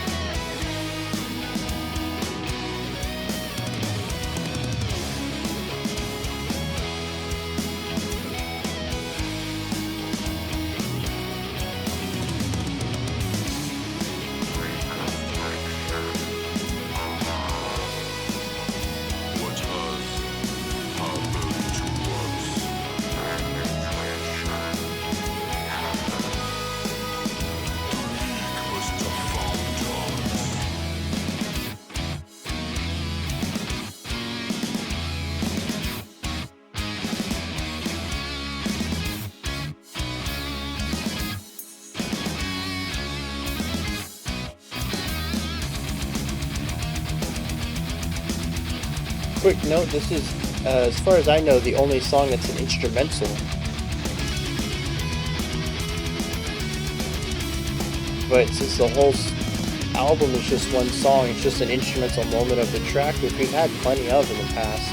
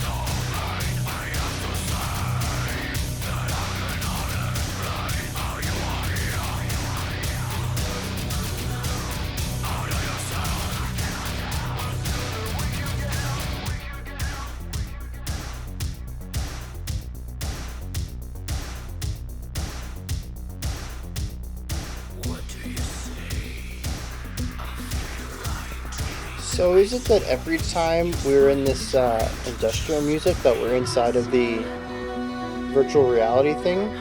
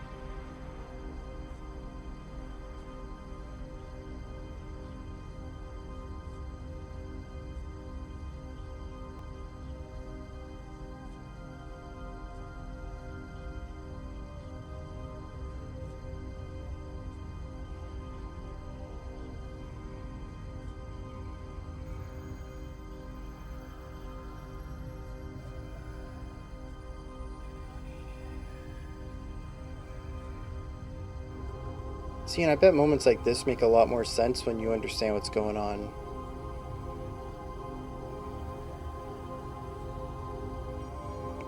It's a few seconds early, but it seems like a the best place we could have paused all day.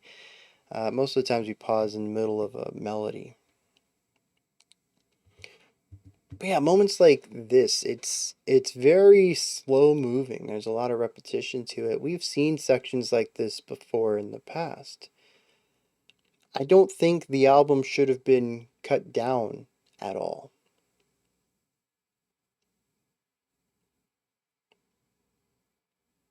But I do think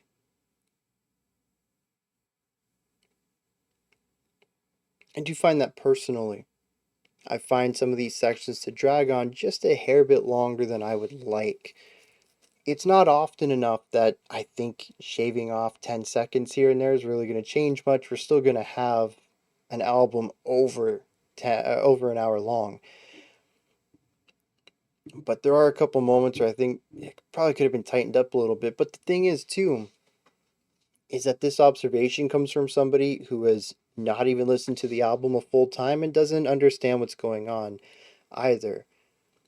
There could be very clear thematic reasons for these sections to be as long as they are, and I just don't know them yet. So I don't want to say that the album's too long or that it could be tightened up, but I am finding some sections feel that they drag on a bit for me on this first listen. I mean, that's the whole point of a reaction, right? You're getting my thoughts about having never heard it before in real time.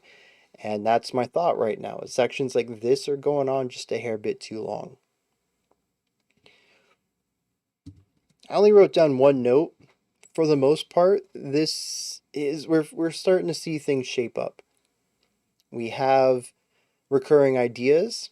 We have the industrial techno stuff coming in. I think that we might be exploring that whenever we're in the virtual reality machine. I'm not sure, but that's a hypothesis of mine, and it makes me wonder if other sounds, atmospheres are for specific places as well. We had the psychedelic intro on track 11, I think it was. We crash landed on a new planet, and that opening song was psychedelic, right? Many of the times that we deviate from the core power progressive metal stuff, is that supposed to represent a specific place where the epicness is just the narration, it's the grand scope of the song? I don't know, but I'm beginning to see the patterns. I'm beginning to believe in myself. Matrix thing. Yeah, it does make me curious, right? If there are motifs or, if nothing else, themes that I'm missing, even if it's not a lick or a melody like a leitmotif would be, but just a general vibe, specific instruments tied to specific places or ideas, stuff like that. Because I am beginning to see the patterns here, and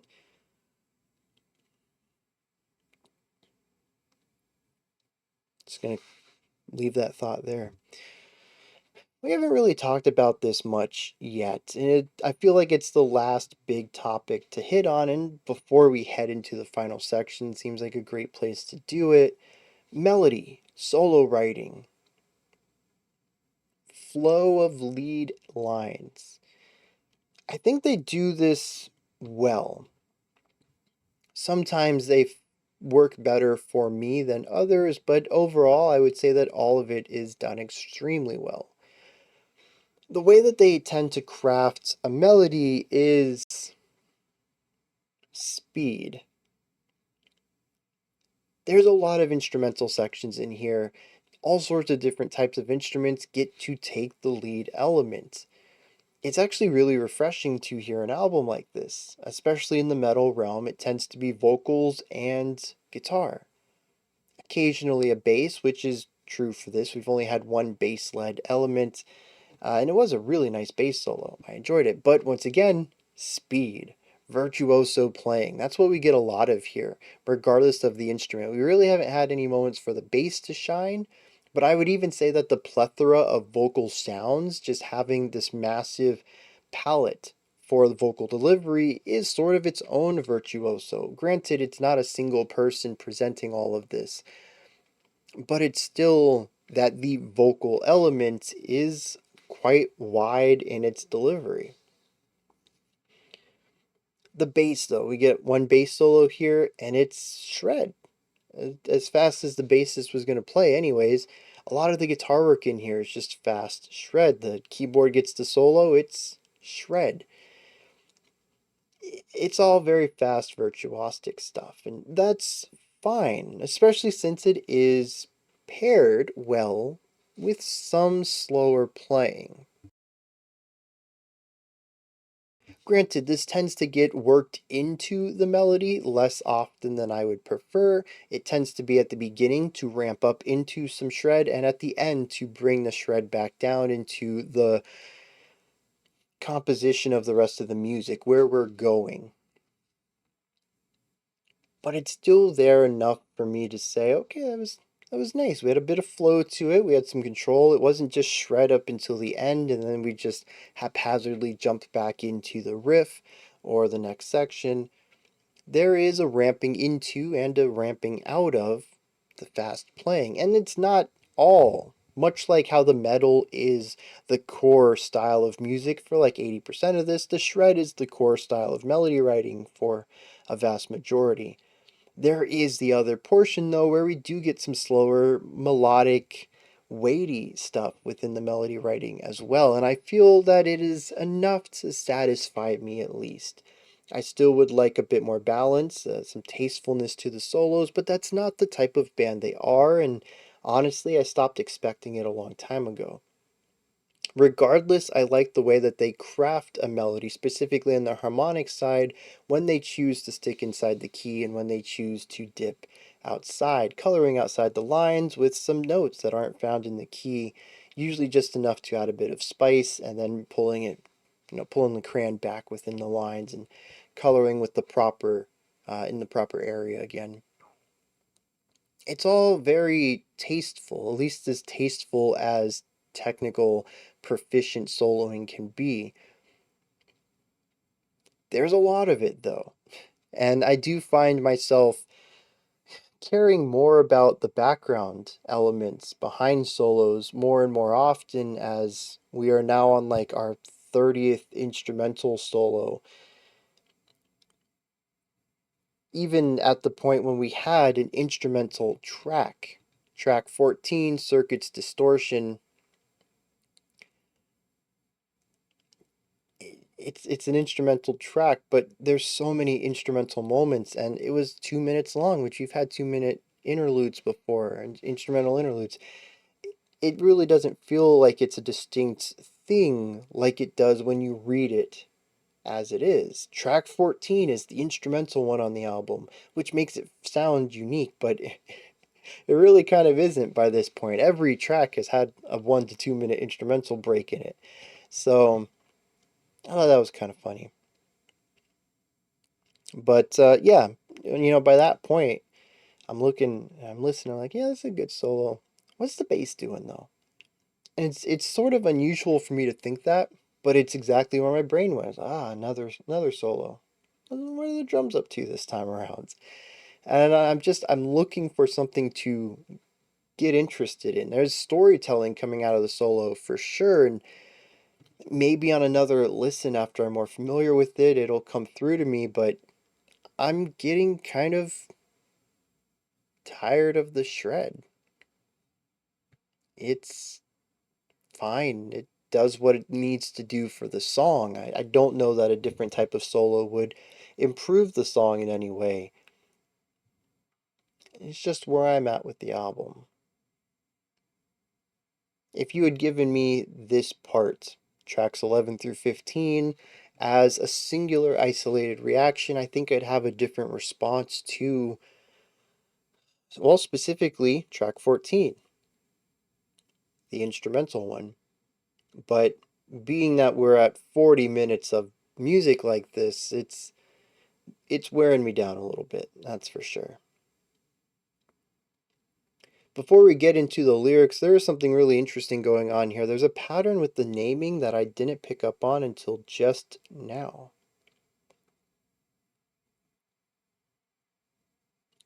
Part 1. We have 4 tracks because the introduction is outside of that. Aspirations above, Arkin bringer, alien choice, awkward decision. Every single one of those starts with A. Part 2. Blinded addict, beyond betrayal, blessed circle, black despair, blurred exile. This continues for part 3 with all the tracks beginning with C, and part 4 with all the tracks beginning with D. Now every track is also comprised of 2 words. The second word is also descending in alphabetical order. They reset though. So part 1 are A's. We have aspiration above, Arkin bringer, alien choice, awkward decision. Above, bringer, choice, decision. A, B, C, D. When we move to part 2, we see this again. Of course, this is the B's, so we have blinded, beyond, blessed, black, blurred, but our second words are addict, betrayal, circle, despair, exile. A, B, C, D, E. This continues for parts 3 and 4 as well, where the first word is all C's and then all D's, and the second word is A, B, C, D, E, and then for part 4, A, B, C, D, E again. I don't see any such correlation in the subsequent following words in the bracket. I still don't understand what they mean. I don't see any patterns to them other than them all ending in S-I-O-N or T-I-O-N aside from union. Well, no, that ends in I-O-N, so it's kind of close. I don't know why I didn't catch that earlier. It definitely seems like there is a lot of effort put into this, even if not all of it means anything. Maybe alphabetical order is something important to the album, and I just haven't picked up on that in the lyrics yet. But if nothing else, regardless of its importance to the story, it is still something that is presented. It was thought about and done in a way. It adds to the whole high concept elements. It's the theatric element that appeals to the theater kid in me, even though I never did theater. I love theatrics. I guess you could just say it appeals to the emo kid in me. If it's high concept, I'm usually on board. We're going to look at the lyrics for this group of 5 and then head into the final 13 minutes of the album. Continuing the story, as we knew, the spaceship landed on Porcupine. KG and the Realitionists are forced to go underground due to the harsh environment. Time passes, things seem bleak, and KG gets depressed as he has to watch these humans around him lose their culture and identity, trapped down here on a world they don't know. Track 2, oh, not track 2, track 12, the second track for part C, though, introduces us to a brand new character without any introduction yet again. It is Anjan. Anjan? He is in the virtual reality machine and talks about how awesome it is. He says, my life is like a game. The rules are unreal. I can fly in the sky, walk in the clouds. I can change my skin and do anything. There's no rule I can't break. KG talks to him here. He says this is not real. It's just a fantasy. I guess even on a distant planet, the virtual reality network still connects. I don't know. I'm not quite sure how all this worked. Anyways, KG decides that the human race is doomed, that there's no point in contacting any outside races, and decides to face God, capital G and D, lowercase o. Doesn't really say who or what this is, but on the next track, Confined Contender, we realize that God is possibly the VR, maybe an AI in the VR. it's explained that KG created God, which makes me think it might be the VR itself, the system that allows people to tap into it, the cyberspace. The God is like a shepherd for the human race. I guess a lot of humans do this cyberspace stuff. I don't remember reading that.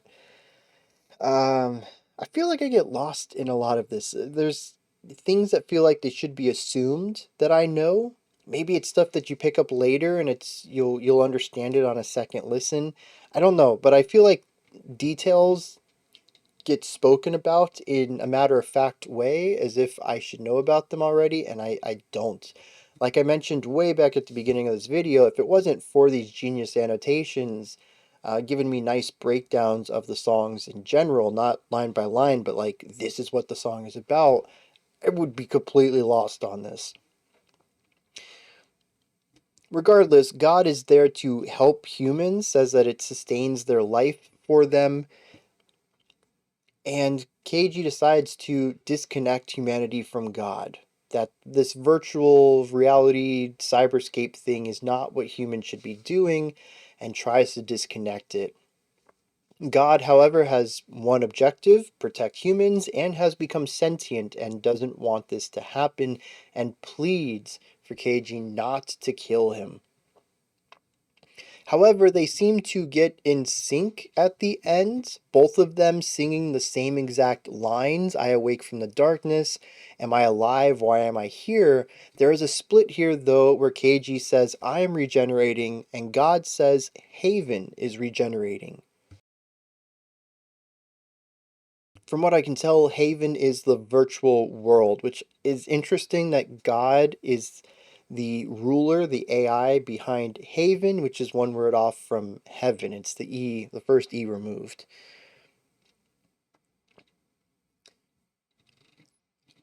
I don't remember Haven not. I don't remember it decaying. I don't remember that fact being listed, so I find it strange that KG is finding this hopeful that Haven is regenerating now. Unless this was after he pulled the plug on it and it started to deteriorate and then it grew back anyways.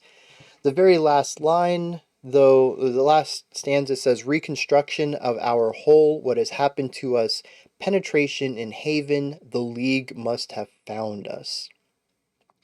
I don't understand what any of this means, but apparently, despite them being stranded on this planet, the League knows where they're at. From here, we have our instrumental. I don't remember what was going on in that instrumental that would tell me the story of what's happening here. But in track 14, 15, we return back to Anjan and KG and God all talking together. And KG decides to tell Anjan that this virtual space is a cage. It's a place to contain humanity, not to allow them to flourish. He specifically calls it a cell. Anjan protests, but KG silences him with his own experience of immortality. All this life I've lived, listen to the wisdom I'm imparting onto you. But in the middle of this conversation, a new character named Royth drops in. He says, I come in peace. I'm here to help you. Can you understand me? Can you hear me? Is there any way to communicate? Says, it doesn't seem hostile. I'm here in peace. I'm here as a friend. And that's it. Another character randomly introduced. I really think this would be so much more enjoyable on a second listen, but at the very least, intrigue has set in, and I kind of want to give it another listen. I want to be able to ingest this story on the fly in real time, as it's supposed to be, I believe, while also having the knowledge of, what the story is in general, and kind of hoping that that makes things a little bit more understandable for me. Once again, just like watching a mind screw movie for a second time. Let's dive into the final bit here. Extinction, Part 4. Looking at Devices Awakening, Down Below, Distant Chronicles, Digital Disclosure, and Deserved Eternity. Alright, we got about Wait. I was wrong. It's not 67 minutes. It's 71 minutes. So this last section is not 13. It's just shy of 20. Let's kick it.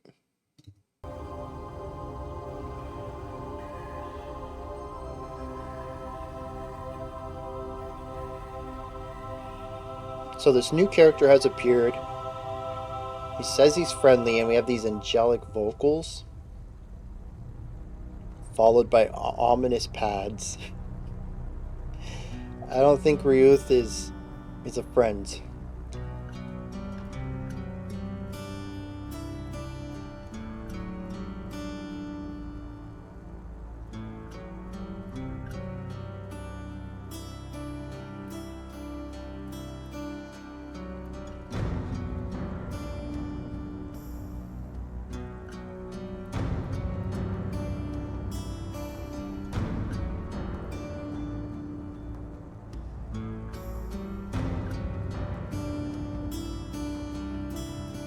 It's a really interesting idea here. I'm finding it tough to find the tempo to it.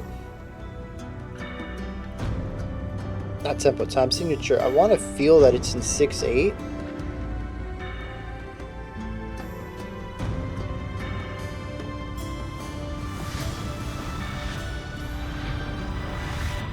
Oh, no, it's in 4/4.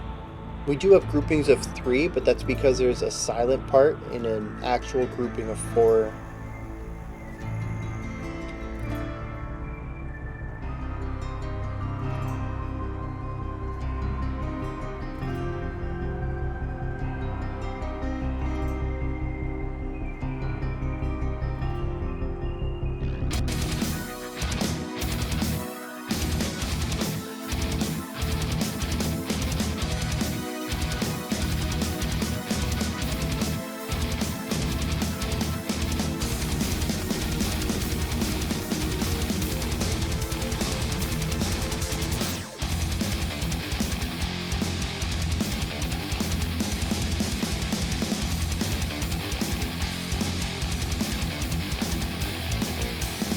We're definitely getting a more aggressive style of music here at the end of the album.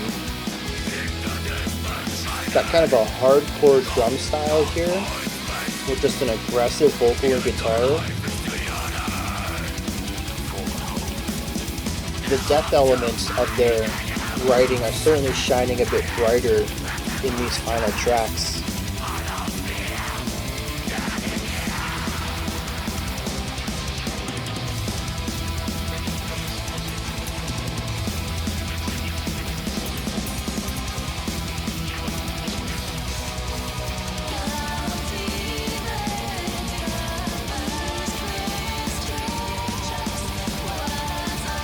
I love the counterpoint in the vocals.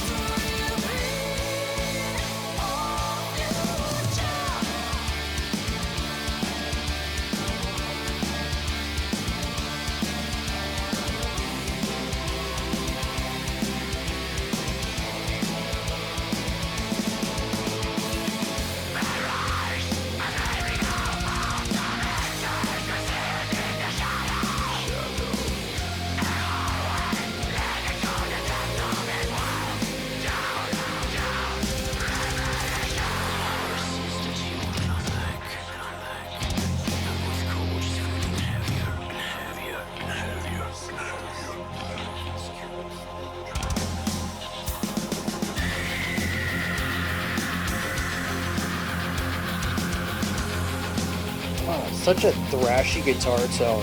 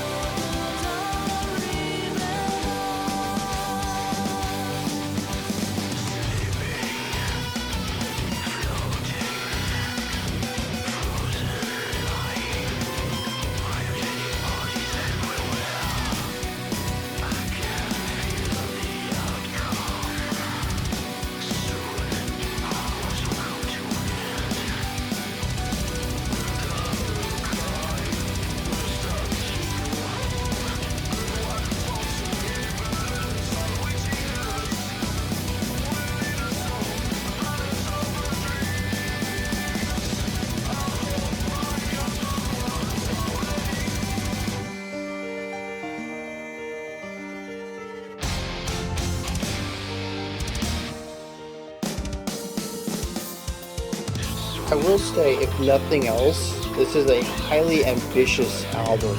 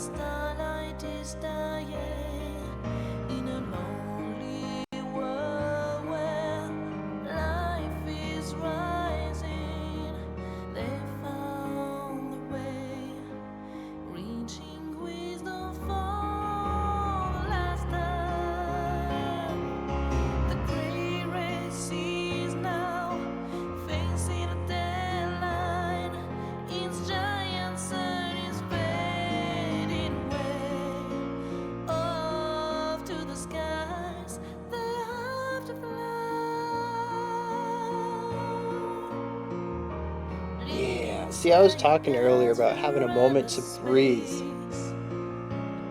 This is it.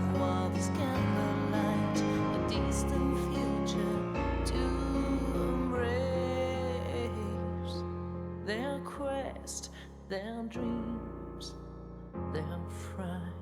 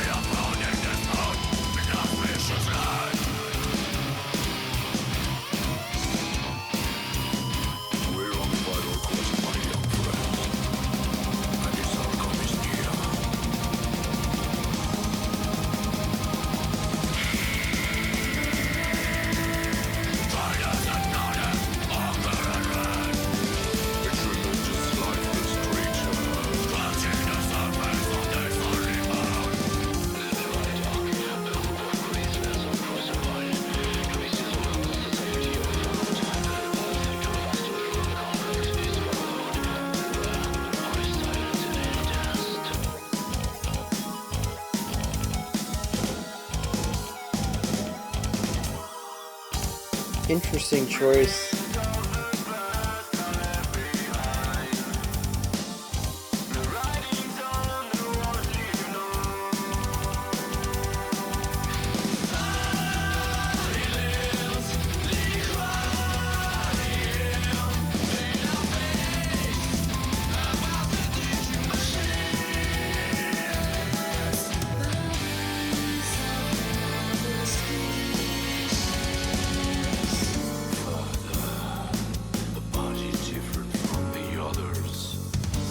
Every 4 bars doing something new.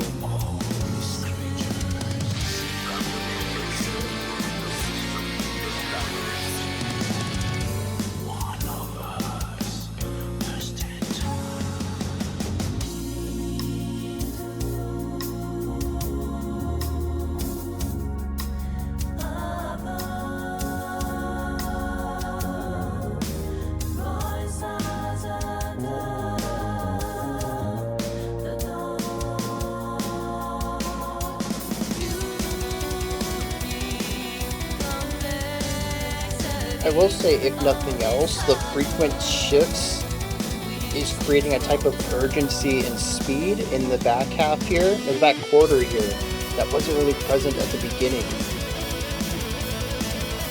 I don't know how effective it is, but I think the idea of it on paper is solid.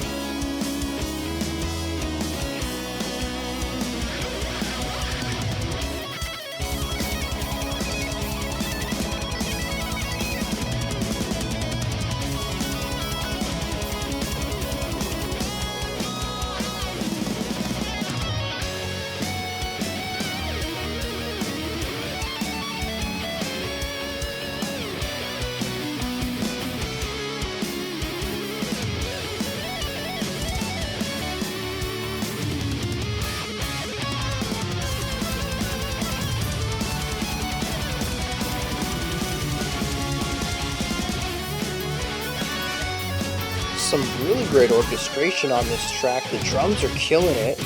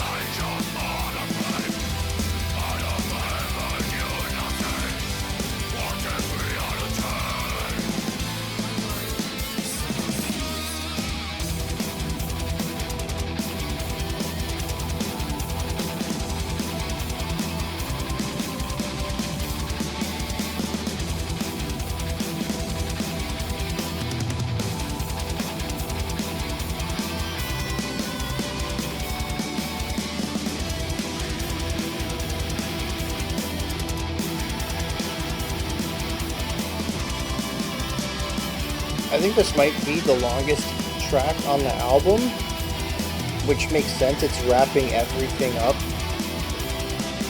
But I also feel like there's a lot of these instrumental bits that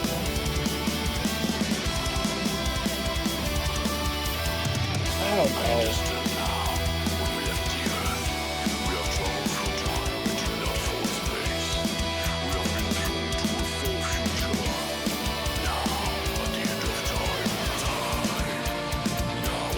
It probably all makes sense on the subsequent listen though, right?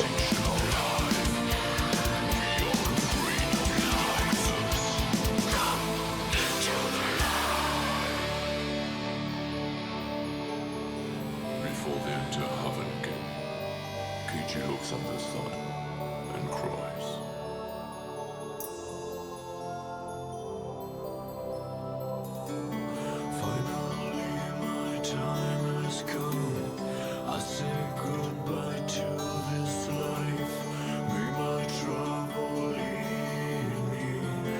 Beautiful little moment there.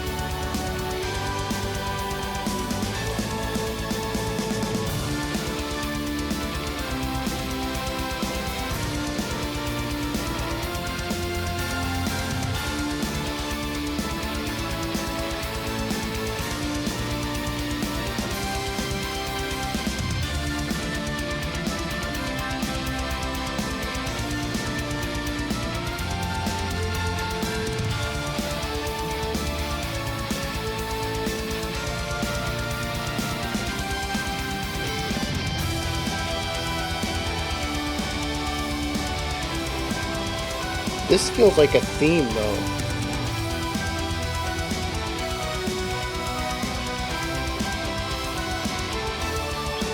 Someone's got to let me know if there's motifs in here. That part sounds very familiar.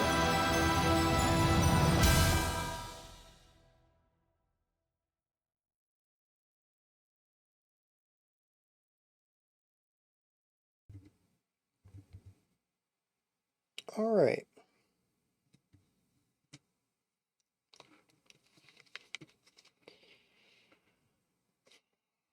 We had some new ideas in there, which is good. I talked about how the ending felt a bit more aggressive than any of the other 3/4 of this album. I appreciate the diversity that brings in. It certainly gives the back quarter of this album a bit of identity that I felt not all of the album had. Though we also had plenty of instrumental bits here at the end, and maybe it's just because I'm beginning to get a bit overwhelmed by all of this. Definitely started to feel a bit lengthy for me. I don't want to say that any of the instrumental bits were unnecessary, or again, as I mentioned earlier, that they should be cut down.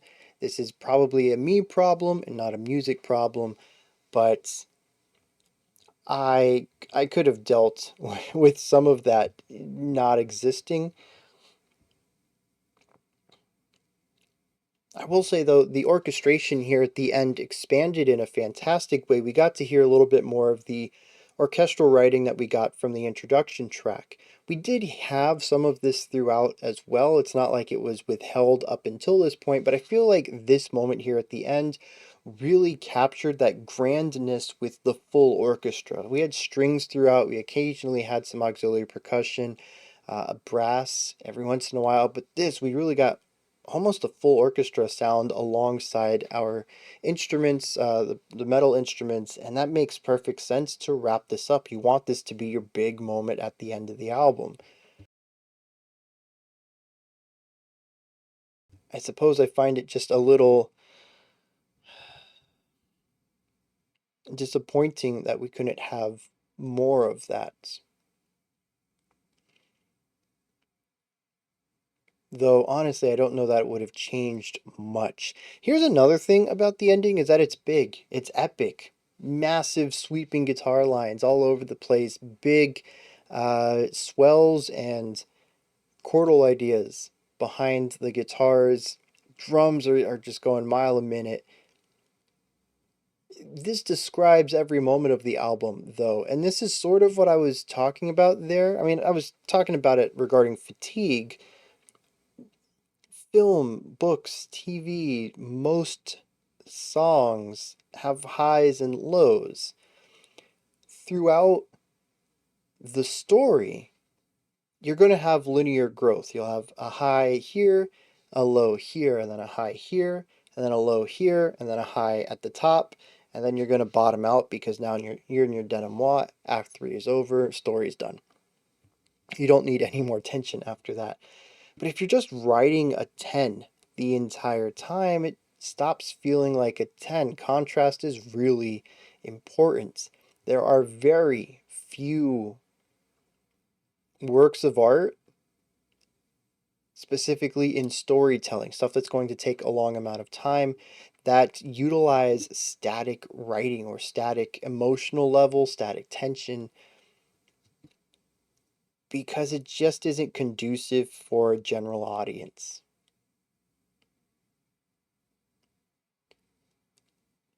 But not only that, is that it just doesn't create engaging music. If everything's always a 10, the 10 becomes the 5. It's the status quo. And so when we get this really big ending, it's just the same music we've been hearing this whole time. It's not special here at the end.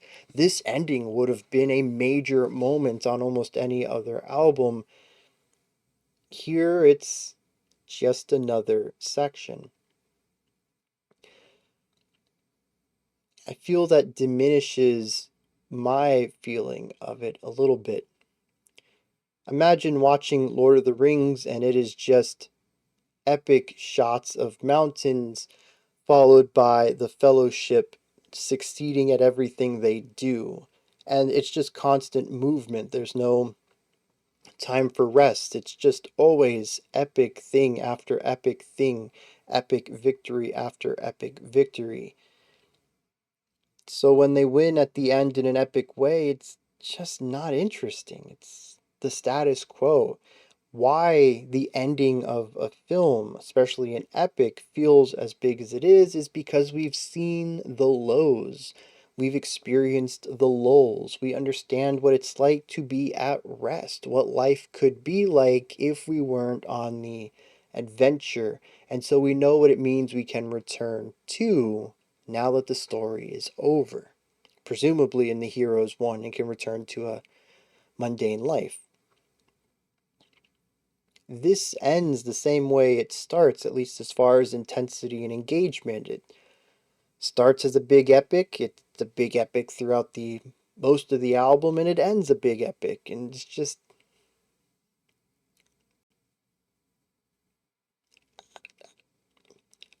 I feel like with something as high concept and ridiculous level of execution as this is, the worst part it could be was to have a disappointing ending, and that's exactly what it does for me here. Again, I think the ending is well written. It's the context around it that doesn't allow it to be as big as it is. There's nothing that could have been added to the ending. It is a very full, bombastic, large section. It's just, in contrast, it's the status quo of the album.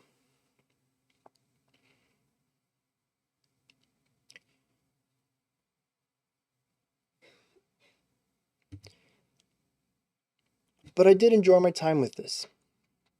I'm glad I've listened to it. I'm glad I know of it now. It may not be something that I sonically enjoyed every moment of, and I do have some issues with it, some of which I think will be rectified on a subsequent listen. Others I think are intrinsic to the album. I don't know who made it, but it appears to be their only album. They're not on Spotify, and they only have one other album on Genius. I guess I should check Rate Your Music real quick and see if I can find something there. As soon as my keyboard decides that it can find the Bluetooth. Come on, wake up, dude. Wow, seriously. Oh, there we go. Rate your music, Kalisia. Because this is going to be important. Otherwise, I won't. So yeah, they have an EP from 95 and then this '09 album. They've appeared on some samplers. They were part of a tribute album. They were on some compilations. And that's it.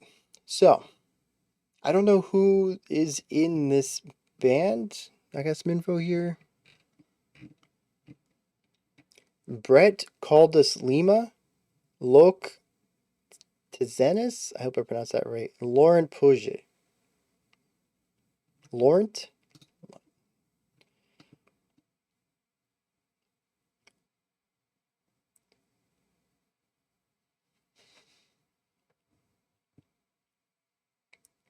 I don't recognize any of these names. Now, I don't know everybody in the metal scene, but they're not big names making a supergroup, is what I'm getting at. For all intents and purposes, this is a debut album of a new group.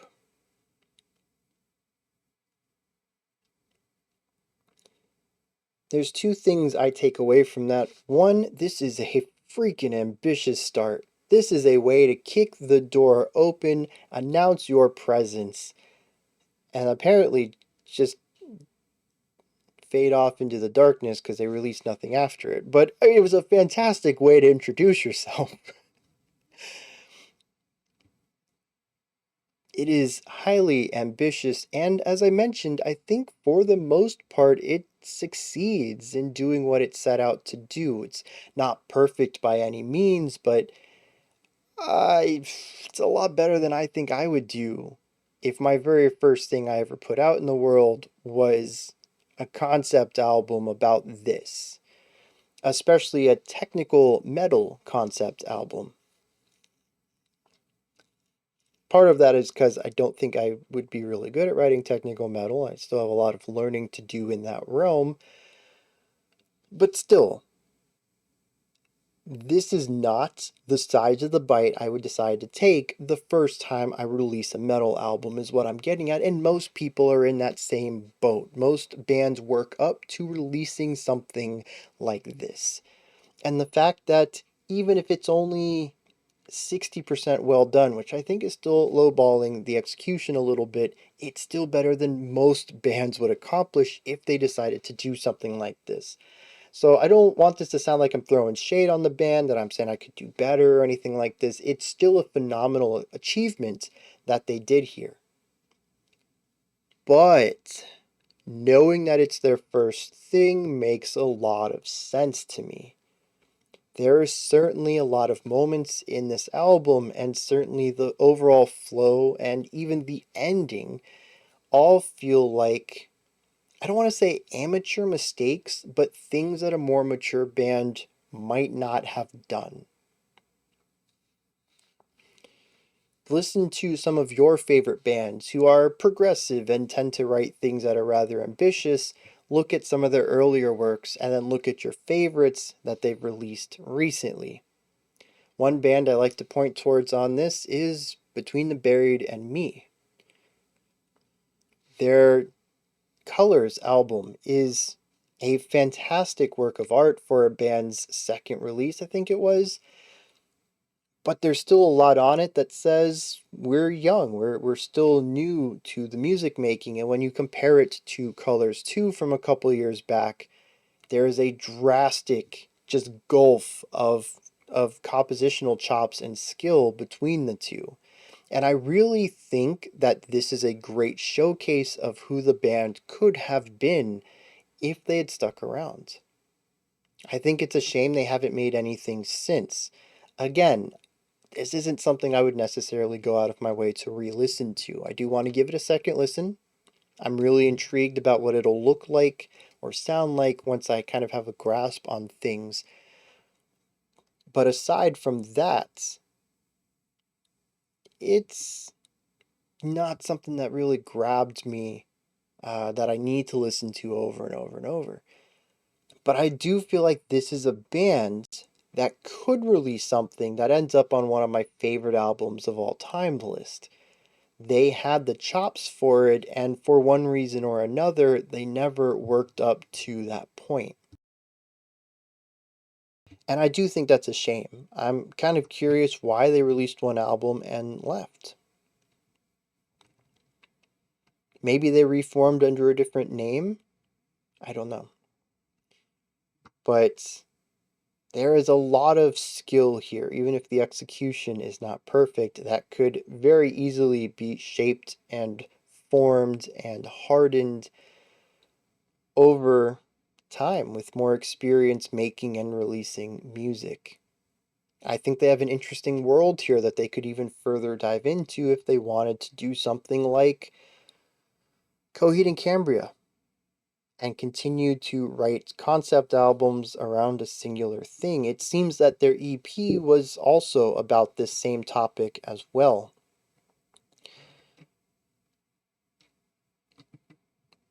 So maybe that's something they would have wanted to do. I don't know.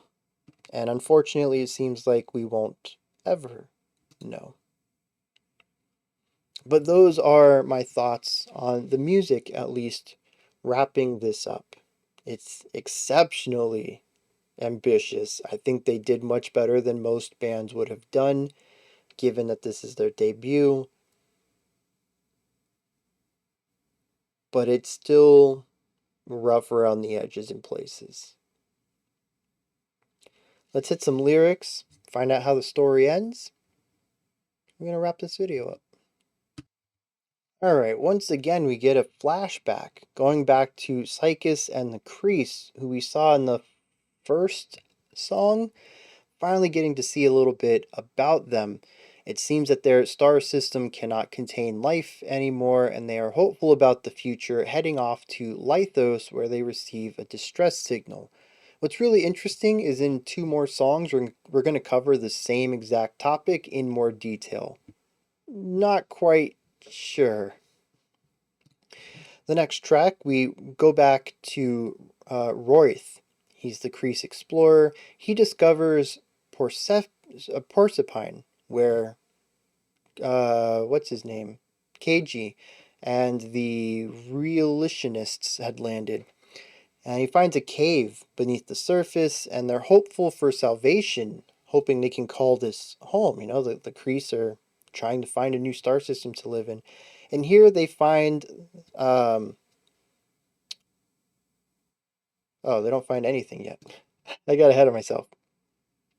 The next track, it explains why the Crease left their home planet.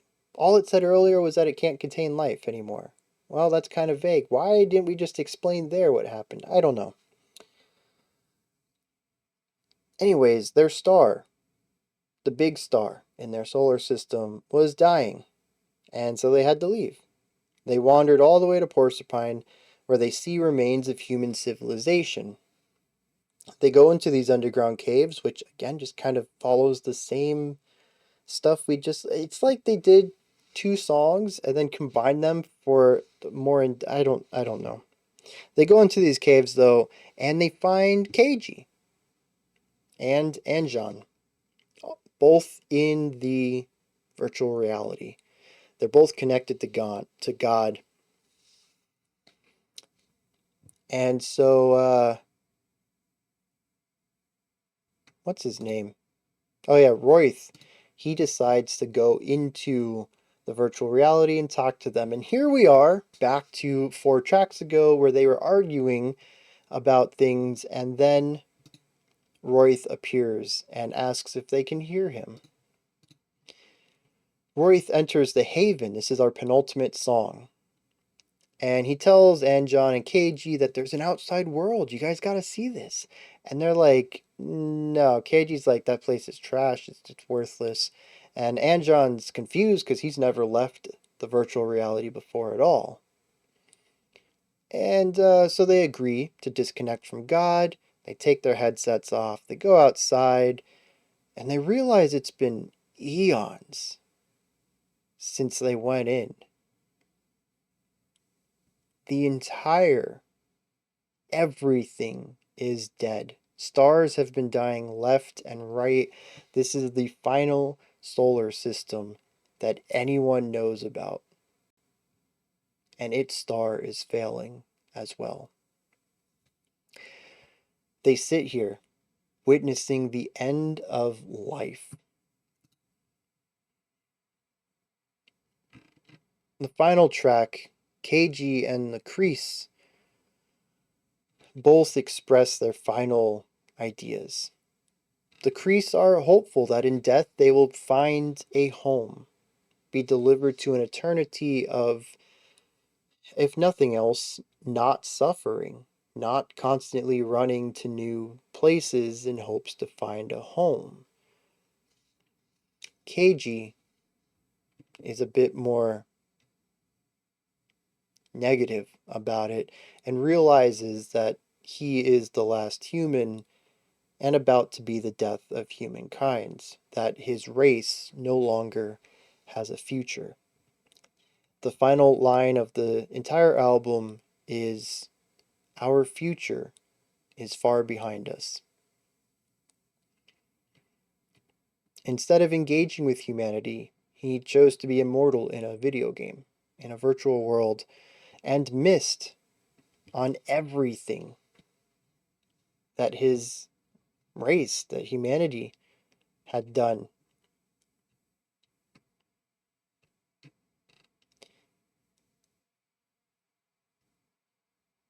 That's how it ends.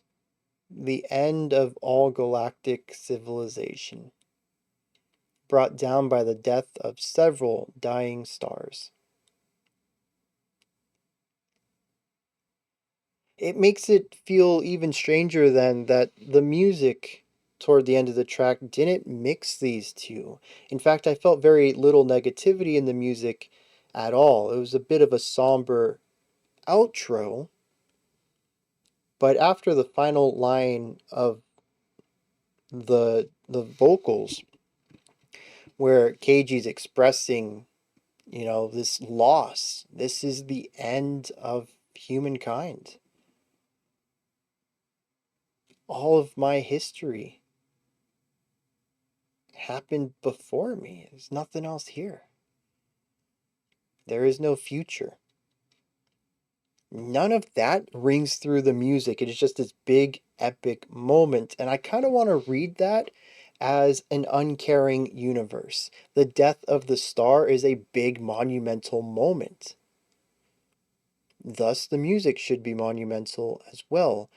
But I do feel a little bit of the Crease's peace in the music also. I don't feel any of KG's depression, his sorrow, the pain he feels. I haven't really had a chance to listen to much of the music, if any of it, while looking at the lyrics. But I remember the snippet the band had while describing this album, that it is something you need the lyrics in hand for. Everything is intertwined, and maybe I just got unlucky, but I'd figure that the very last moment of the album would have thematic cohesion to it, and I fail to see it.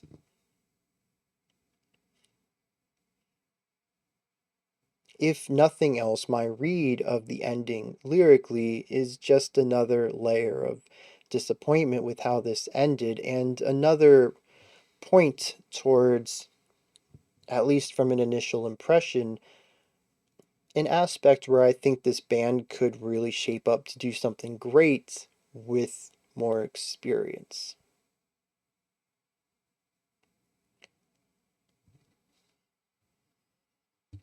Those are my thoughts on Kalisia's Cybion. What did you think of this album? Was there anything in here that stood out to you? Anything you'd like to add on to what I said? Correct me on. Maybe you have your own perspectives or opinions about things. Hopefully, some of you are diehard fans of this album and have a lot of answers to the questions I've posed. Regardless of where you're at, put those words, down in the comments section. Above that, in the description box, you'll find a link to Linktree. Takes you here. You can find links to my music, ways to support the channel, a link to the Discord server, and so much more. Above that, if you could, like, subscribe, and ring the bell. I greatly appreciate all three of those. That wraps it up for today. I'll be back tomorrow morning, my time, at least 11 a.m. Eastern Standard. We're going to do a live stream. I still don't know what I'm doing for it yet. There's only 2 live streams this month, so I'm pretty sure next week is going to be some sort of Q&A, since it is the end of our 4th year of doing this and our 100th stream. So we're going to do something cool for that one. I don't know. Just pop on by and we'll see if I got some stuff planned out. Maybe we'll just chat and play. Maybe I'll play music. Maybe we'll just listen to whatever I want to listen to. Huh? How's that sound? I'll take control for once. I'm kidding. Anyways, all that's tomorrow at 11 a.m. Eastern Standard Time. When is that? 4 p.m. UTC? Until next time, remember to be critical, not cynical, of the music you listen to, and have a fantastic morning, afternoon, or evening, whenever you choose to watch my videos.